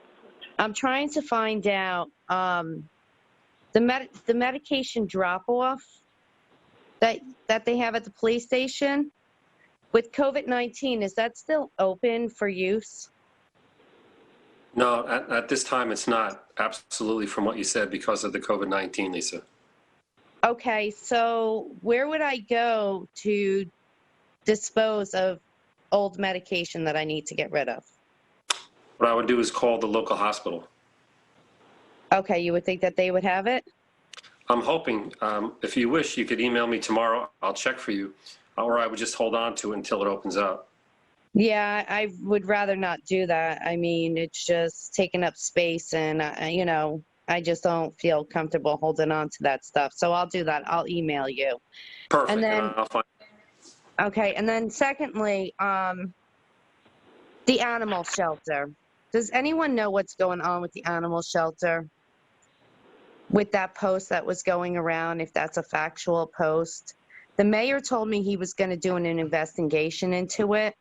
I don't necessarily like to believe these posts that are going around, and I like to pose the question to the people who are in charge to find out, is there an issue going on over there, and is the issue related to the fact that the budget hasn't passed? This is Jay Elliott. I can answer that for you. There's a number of items that were brought up, most of which were already addressed or already in play. We are replacing 2 air conditioners. Air conditioners were on back order, which definitely led us to having to open the doors and use fans, and which is the lesser of evils to try and cool down the building. So they were supposed to be delivered back in August. They're back ordered. We're hoping to get them today. Every day we're calling on trying to get these in. Those are both in our 2 isolation rooms, which has created a negative effect for us. But we did have a ringworm problem, which occasionally does pop up with the shelter. We immediately brought in Dr. Chiosi, who's our shelter vet. He checked all the animals. He's been back subsequently after treatment. There was a couple of other ones that popped up that were actually taken from the same household, but did not exhibit any kind of symptoms early on. They've been put into isolation, treated by the vet. So basically, we're inspected by our shelter vet every quarter to actually do an inspection. But he's on call to come into the shelter, like in situations like this. So, once it came into play, we brought him right in. Like any other situation, there's a lot of wear and tear with the shelter, a lot of things that need to be done, and a lot of things that we certainly, with more money, we'd always can make the place better. But there's a capital plan that has been proposed to the Finance Committee, and when the capital budget is passed, we're looking to replace all the dog kennels, and which will alleviate a lot of our problems. But I can rest assured that the kennels that were problematic for us were taken out of service, so there's no dog put into a kennel that had a problem or is a risk to it. It's reduced our capacity because we've had to take them out of service. But I can tell you that we're not going to put anybody's dog, stray or otherwise, into a kennel that had damage to it. So we've actively jumped on all these things. They were all in play prior to this being said. But you know what? There's nothing wrong with people asking. They didn't ask us, but whether it's in a public forum or not, this we try to be as transparent as we can. But I can tell you that there's been no lack of effort or resources spent to try to fix these things, and we will make sure we address every one of them to make sure that they're everyone's satisfaction, and most importantly, to care for the animals that are trusted to us.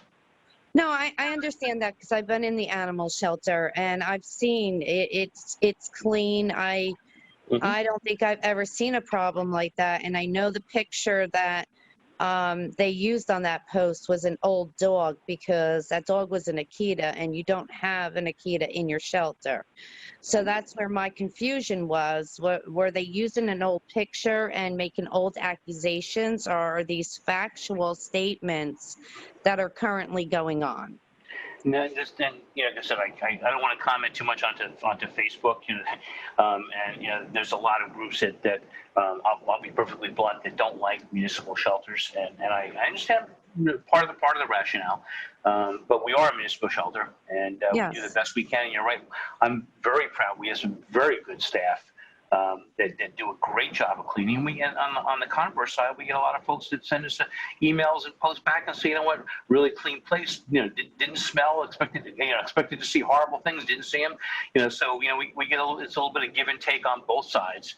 No, absolutely. And I've been in there. I've been in there plenty of times, and I was quite shocked and taken back by what I saw, because that's not what I physically saw when I was in there. So I just wanted to pose the question, because I don't necessarily want to believe rumors that are on Facebook, and I would rather hear it directly from you guys. Right, and like I said, there are things that we need to take care of. Like I said, when they mention about the isolation and the fact that we're using fans and open doors, which is not opportune, the answer is yes. But we have two through-the-wall custom air conditioners. Like I said, unfortunately, they both kind of quit on us during the summer season. And believe it or not, just like so many things during COVID-19, I know it's an overworked thing, but they're hard to get. Okay. And Joyce, I just have one other quick question. I know my time is up. Lee, excuse me 1 second. Excuse me. I hate to jump in here real quick. Council President, with all due respect, Okay, go ahead. I just wanted to address Lisa real quick, because while she was speaking to Jay Elliott, I was able to get authorization to open up our box. So Lisa, the box is open. And also on Saturday, October 24th, we are going to have Operation Take Back from 10 to 2 at headquarters, in concert with the DEA, to drop off any unused medication or any medication that you want to dispose of. But I could go in now and drop off what I have. Because, I mean, I have a child. I don't feel safe having this stuff in my house. Okay. But I have one other question, Joyce, real quick, for Jay Elliott. With COVID-19, are they going to have the free rabies clinic? Yes, as a matter of fact, we just discussed that with emergency management, and we are going to modify this into a drive-through clinic, basically. For anybody that's been to our shred events or e-waste events, where we kind of channel the cars through, we're going to run this in a similar event where we kind of keep people in their cars until such time as they pull up in front of the building. The vet will be outside under the portico. So we effectively make it as contactless and provide as much fresh air and social distancing as we can. So our plans are to go ahead. We'll have more information now that we're probably going to expand the hour a little bit. It's normally 10 to 12. We'll probably do it from 9 to 12 because there's a lot of people that are looking for this.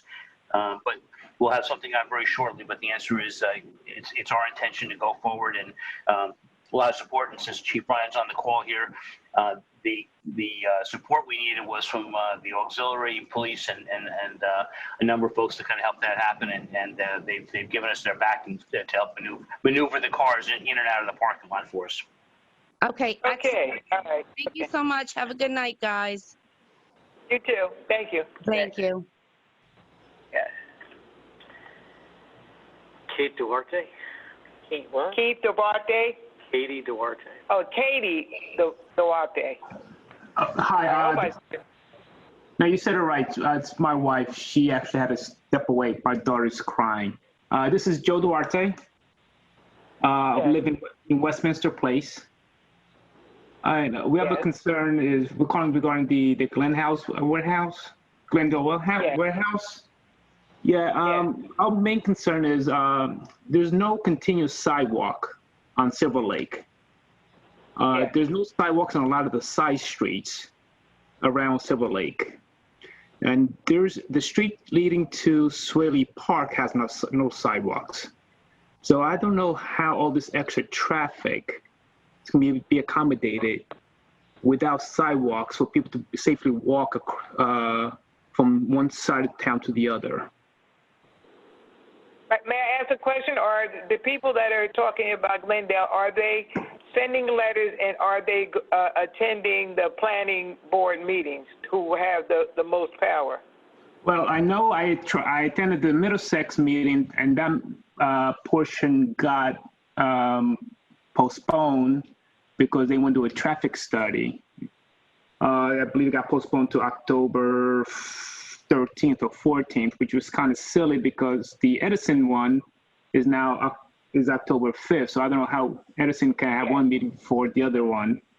I know my wife has sent letters in, I believe, to maybe you and Sochi and Joe Coyle. So we are sending letters. We just don't understand how a warehouse can be approved when the street itself cannot even accommodate two regular cars passing through each other. Council President. Yes, Councilmember Joe Coyle. These are great questions, and I'm quite certain other planning board members would question the professionals when this question comes up. We hope that this resident comes to the meeting, but at the planning board time of public portion, if you bring that up, we will ask the professionals to address that and see if the applicant wants to make any improvements outside the scope of their location. It's not unusual that an applicant will stretch outside their boundary to accommodate the community, and I think it's a great question you're asking. I've seen over there the contiguous sidewalks are big gaps, and I'm glad you're bringing that up. I hope you'll come to the meeting. We'll be there. Okay, thank you. Council President, I have a question for Bill Northgrave related to Glendale. So if there were an ordinance, if there's an applicant that goes to the planning board who submits their application, has a hearing set date, and we, the council, then decide that we want to pass an ordinance to rezone a certain area for permitted use.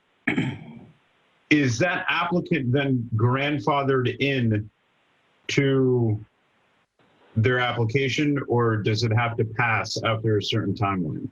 Do you understand my question? I do understand your question. Can you, the developer puts in an application to develop a warehouse, council, while that application is pending, but before it gets approved, changes the zoning from, light industrial to passive recreation. Can the council do that? Councilman, I don't want to give you a flip answer. I want to take a look at it. I know there's been some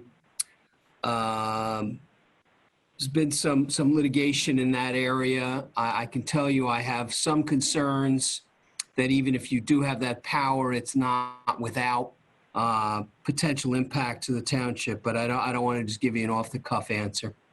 Okay, fair enough. So the petition that's currently being floated for this matter is absolutely bogus. Thanks. Okay. Next, John Pointer. John Pointer. Good evening, Council. Presuming you guys can hear me, and hopefully my daughter's not yelling in the background this time around. I guess one question and one request. What documents affect the master plan? And I should preface this in saying that my understanding is items like the environmental resource inventory and the open space plan update the master plan. Are there any other documents that effectively update the master plan when they are approved?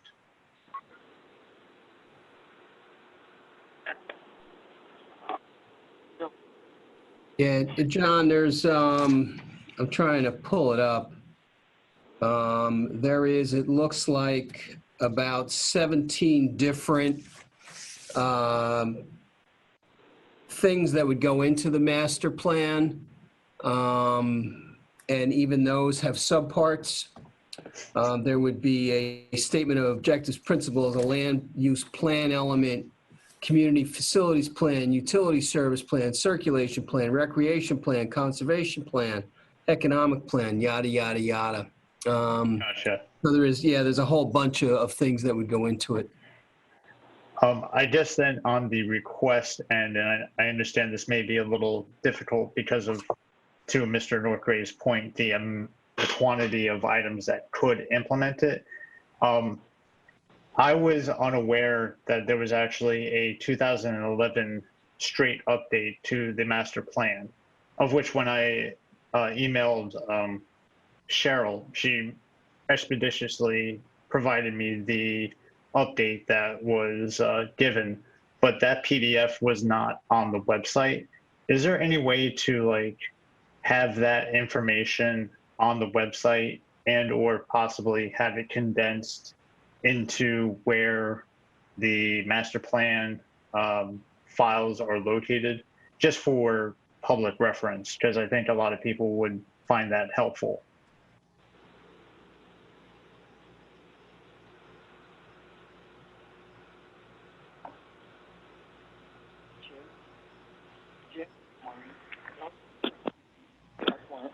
I guess. Oh, did I just drop? The website? I'm sorry, I'm having a little, I guess, internet difficulties. Am I still connected?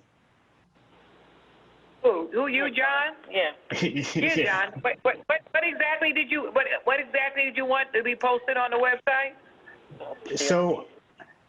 So for instance, the 2011 master plan revision was not available on the township website. Would it be possible to have that uploaded onto the website? Yes. Okay. I appreciate that. I think a lot of people automatically assume that the last master plan item was the 2003 version, not realizing that there have been subsequent updates to it. And I know that, for instance, the 2011 item I was unaware of based on a standard search. So if that can be done, I'd appreciate it. Okay. All right, next. All right. Galaxy S9. So a Galaxy X9 now. Hi, Galaxy Sue. X. Hello, can you hear me? Yes, now. Hi, Sue Giles, 95 Silver Lake Avenue. I've lived here for 24 years now, and this street cannot handle the traffic that is going to be coming with this warehouse. It's a small road. If you have parking on either side, a regular sized car cannot fit through here. We've had company come here Cars have been hit. They hit and run. Police come. You know, we feel terrible that our friends' vehicles are being destroyed. Many vehicles have been destroyed on this street. One time, I guess about 3 years ago, a truck mistakenly turned onto Sylvandale. They had to do a U-turn. Guess where they made that U-turn? On my front lawn. They cracked my sidewalk. I could not do anything about it because there was snow on the ground. I watched the man pull up on my lawn. There was snow on the ground. When I went and shoveled the ground, my sidewalk was all cracked up. I mean, it's just absurd. We have fall coming. Our windows are going to be open. Excuse me. The noise factor. You can't sleep. When they put the railroad company in, I believe there was an ordinance saying that there was time limits as to when they can travel on the roads. Nobody adheres to that. Try sleeping with tractor trailers going up and down your street. It's ridiculous. I just don't, I can't fathom how anybody would want a factory to go on a residential street. You walk down Silver Lake, excuse me, on the corner of Glendale and Silver Lake, half of the woman's front lawn is gone from the tractor trailers driving over it. It's ridiculous. Had I known even the few businesses that were down there when I moved here, I would have never moved here. I got involved with the railroad company and fought it. Here it is. We have earth movers coming up and down this street. The poles that are on Route 1, I'm guesstimating that they're probably 60 feet. I don't know. I could be totally off. They were coming up and down our street and being manually operated by a man walking behind the truck going up our street. I understand that they're going to do a traffic study on Woodbridge Avenue. What about Silver Lake Avenue? The speeding, which I believe somebody brought up. Speeding is a big issue on this road. The minimum people go is at least 40 miles an hour. We got people going up and down the street 70 miles an hour. You yell at them. You either get the finger, you get cursed at, or, excuse me, or you're worried that they're going to come back and do something to your home. My granddaughter lives here. She loves to play in the front yard. We will not allow her to play in the front yard. It's ridiculous. There used to be a big advocate that lived on Silver Lake. I don't know if you know her, Fern Profilis, or I really don't know her last name. She used to be in contact with the Edison police on a daily basis. They'd come out, they'd station themselves. I would watch them. They'd pull people over. 2 minutes later, see you, have a good day. Obviously, they weren't issuing tickets. Something needs to be done with this street, especially the speeders. And to add this, it's unfathomable. I know people probably don't care, but if this gets approved, I am out of Edison. And I've lived in Edison just about all of my life, except for a short time to go to Highland Park and Metuchen. I will no longer be a resident of Edison. This is ruining my and my family's life.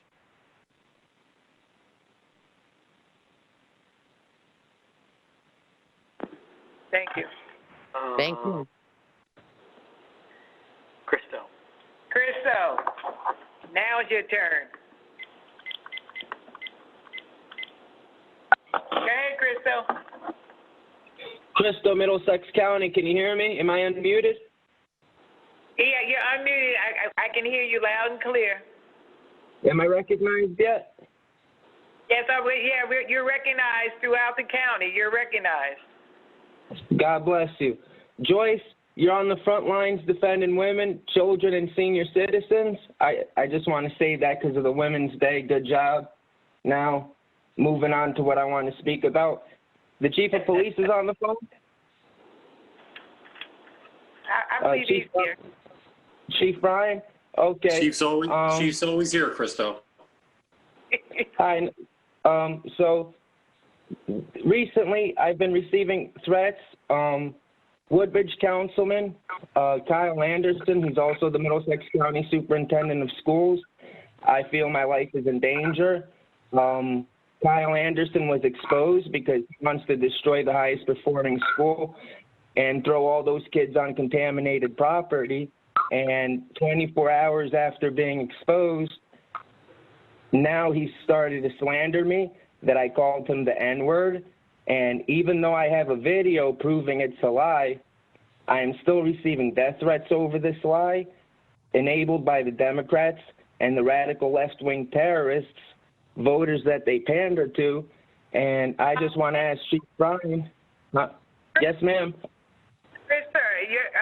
Chief Brian is out of his jurisdiction. You were in Woodbridge, so I've asked you to move on from that point that you could go over to Woodbridge and can you say that? Can you say this is out of the jurisdiction because this is happening online? Because he's our Edison chief. He's not the chief in Woodbridge.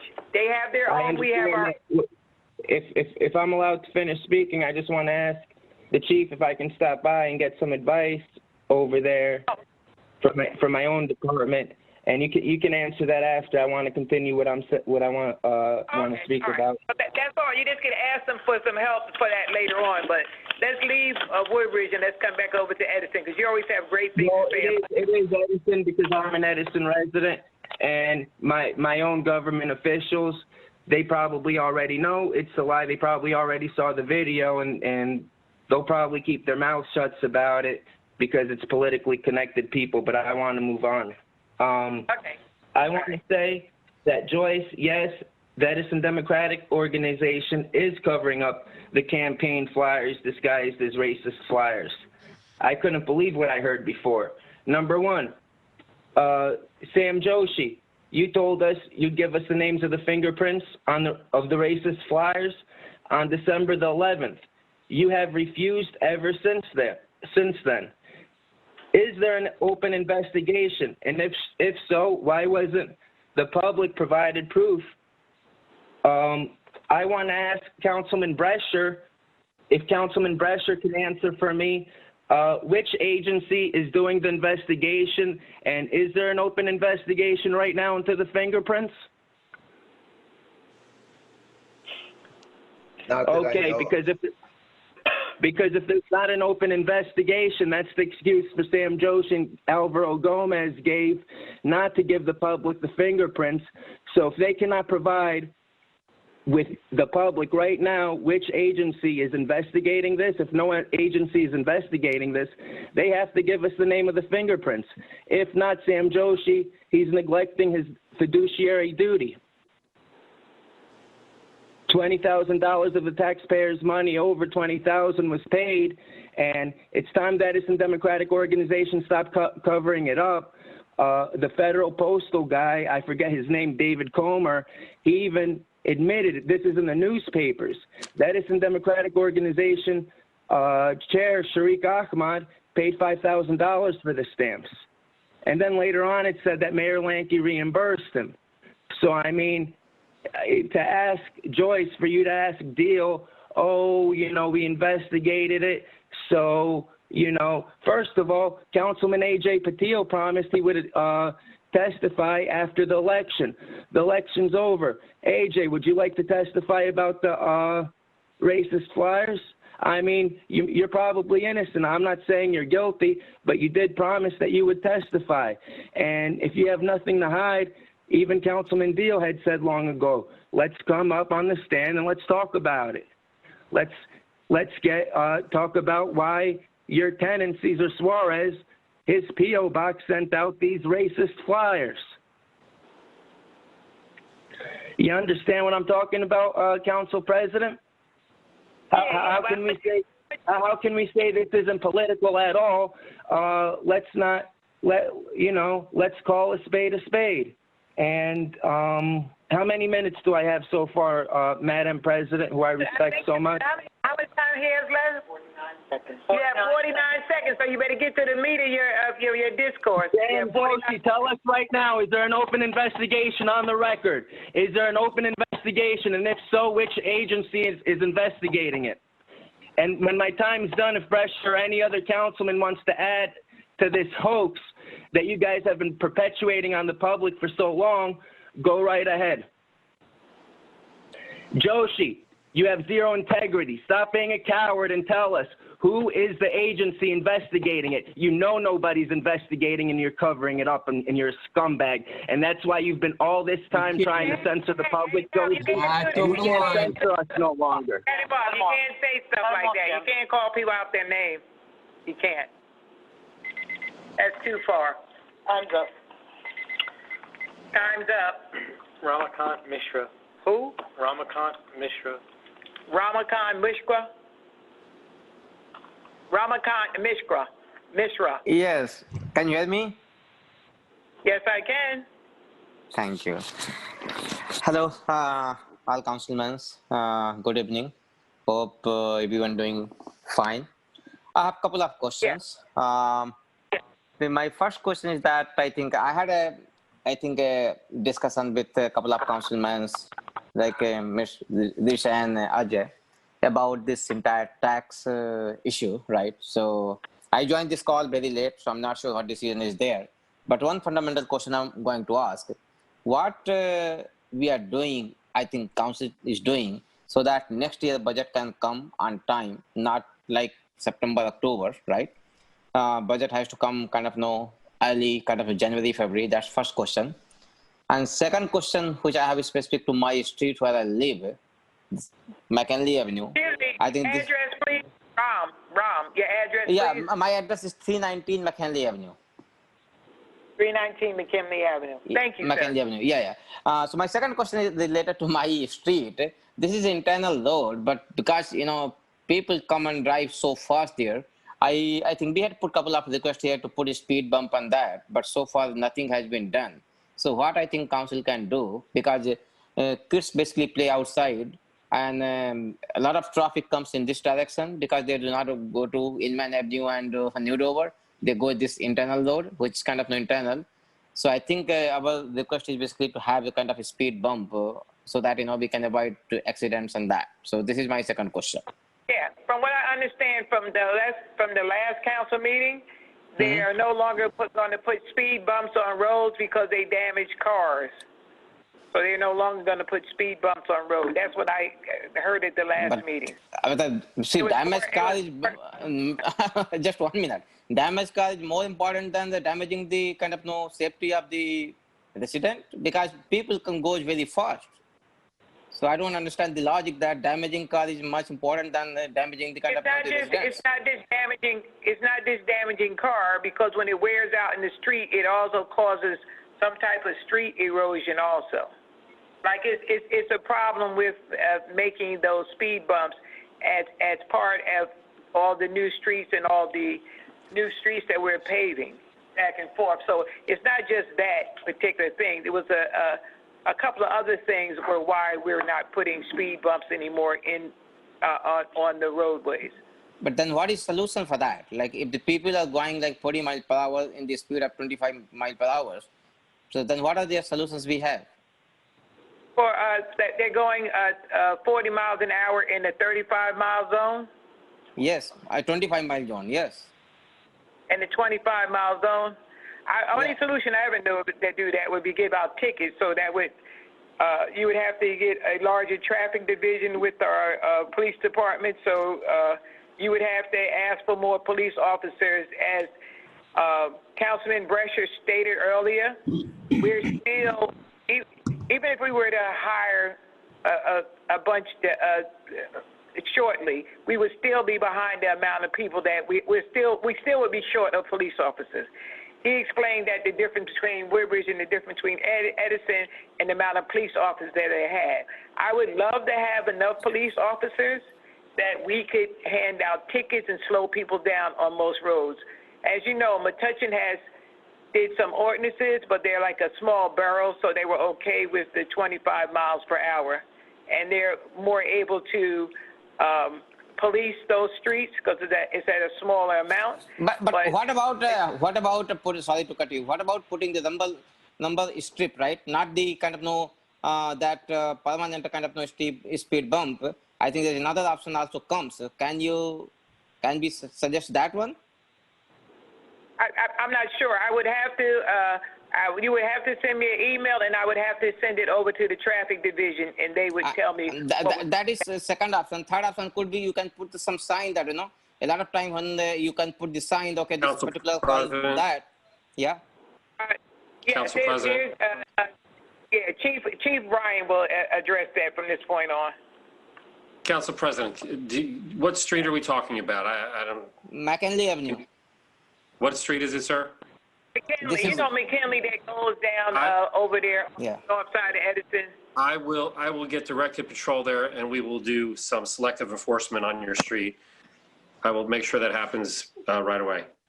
Thank you very much. And my first question, I think, my first question was not answered. What is the council is doing for next year so that the tax budget, the entire township budget can come in January, February, rather coming on September, October? What kind of planning we are doing? What do you say? What is the county? No, township budget. What is the township doing? Oh, well, okay. What is the township doing?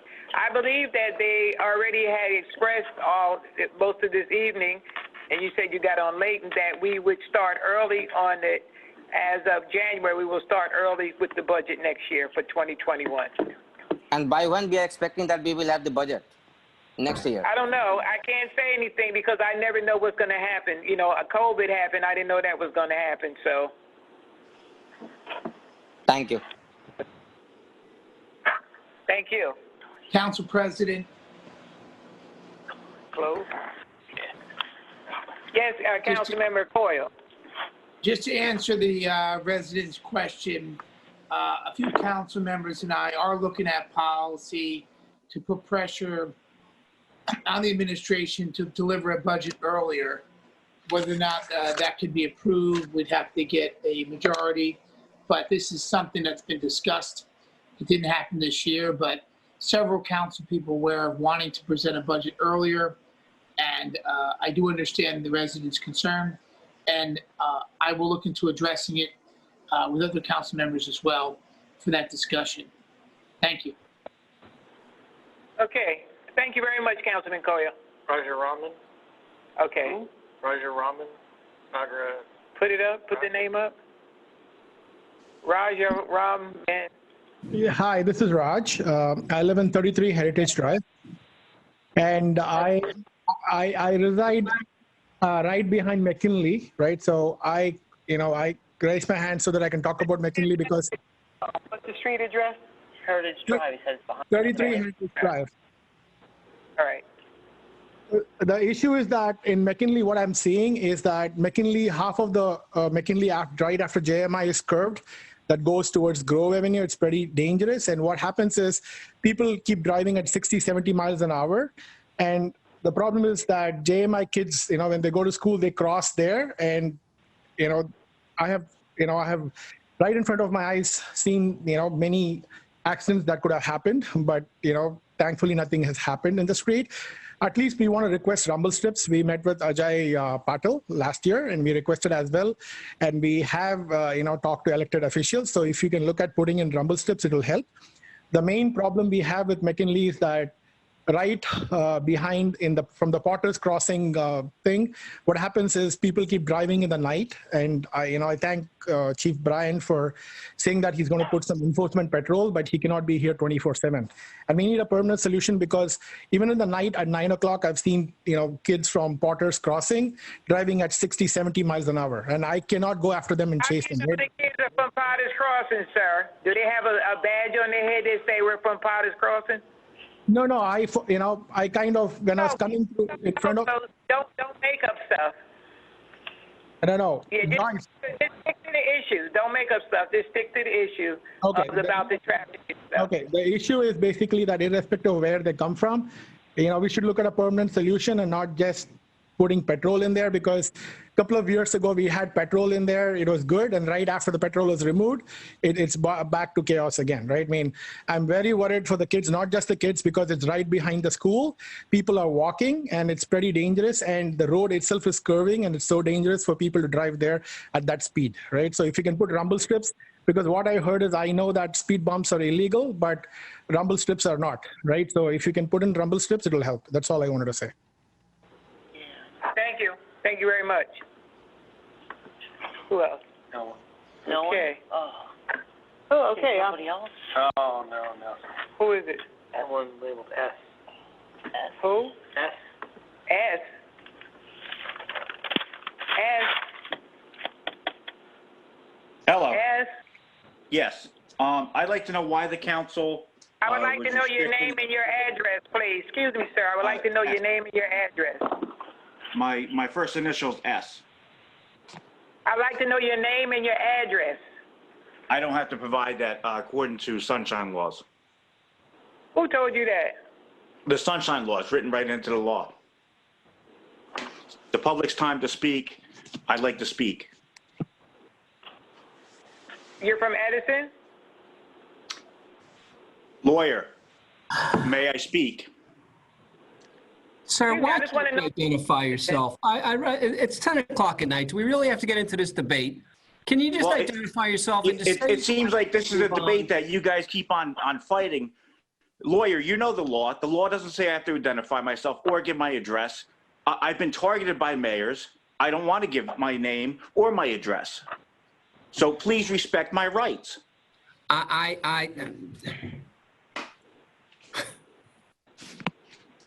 What's funny, lawyer? Let's listen to the gentleman's question. There you What's your go. question, That's how it's done. So why is the council restricting based on content? You had Christo speaking earlier, and you're restricting his right to call Mr. Joshi a scumbag. He has every right to do that. Yeah, he can't use improper language. He has every right to contradict and to confront council people. And I'm taking my time back, please. Sir, I'd but like to he's take not allowed to use language my time back, that is please. inflammatory. You're taking my time. I'd like to have my time back, please. I don't care. I'm going to answer your point. So, no, I don't want you to. It's my time. Well, So then stop using. Then pause my time. I'm going to cut you off Pause too. my time then. You're not extending your time, sir. Don't Okay, use then foul you can't language talk or over cut me. you off. So terroristic threats and cyberbullying of an Edison resident is a crime. I like to know what the chief is going to do about that, because if it's done over the internet, that's something that the chief has full jurisdiction over. Christo is an Edison resident, so he should be enforcing that. I'd like to know which law enforcement agency is tasked with the investigation to the racist flyers.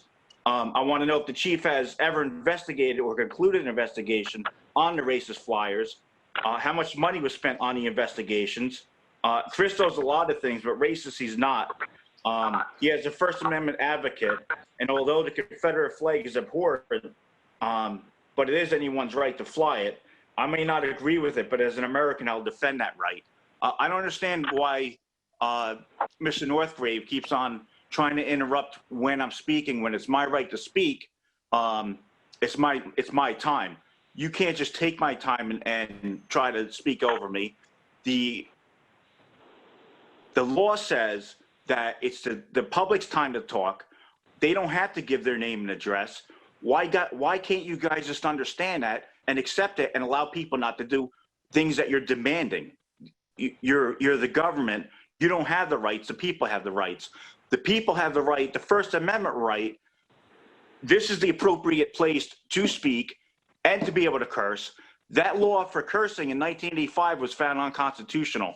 The First Amendment protects you on public property, public time, not in private areas like a Walmart.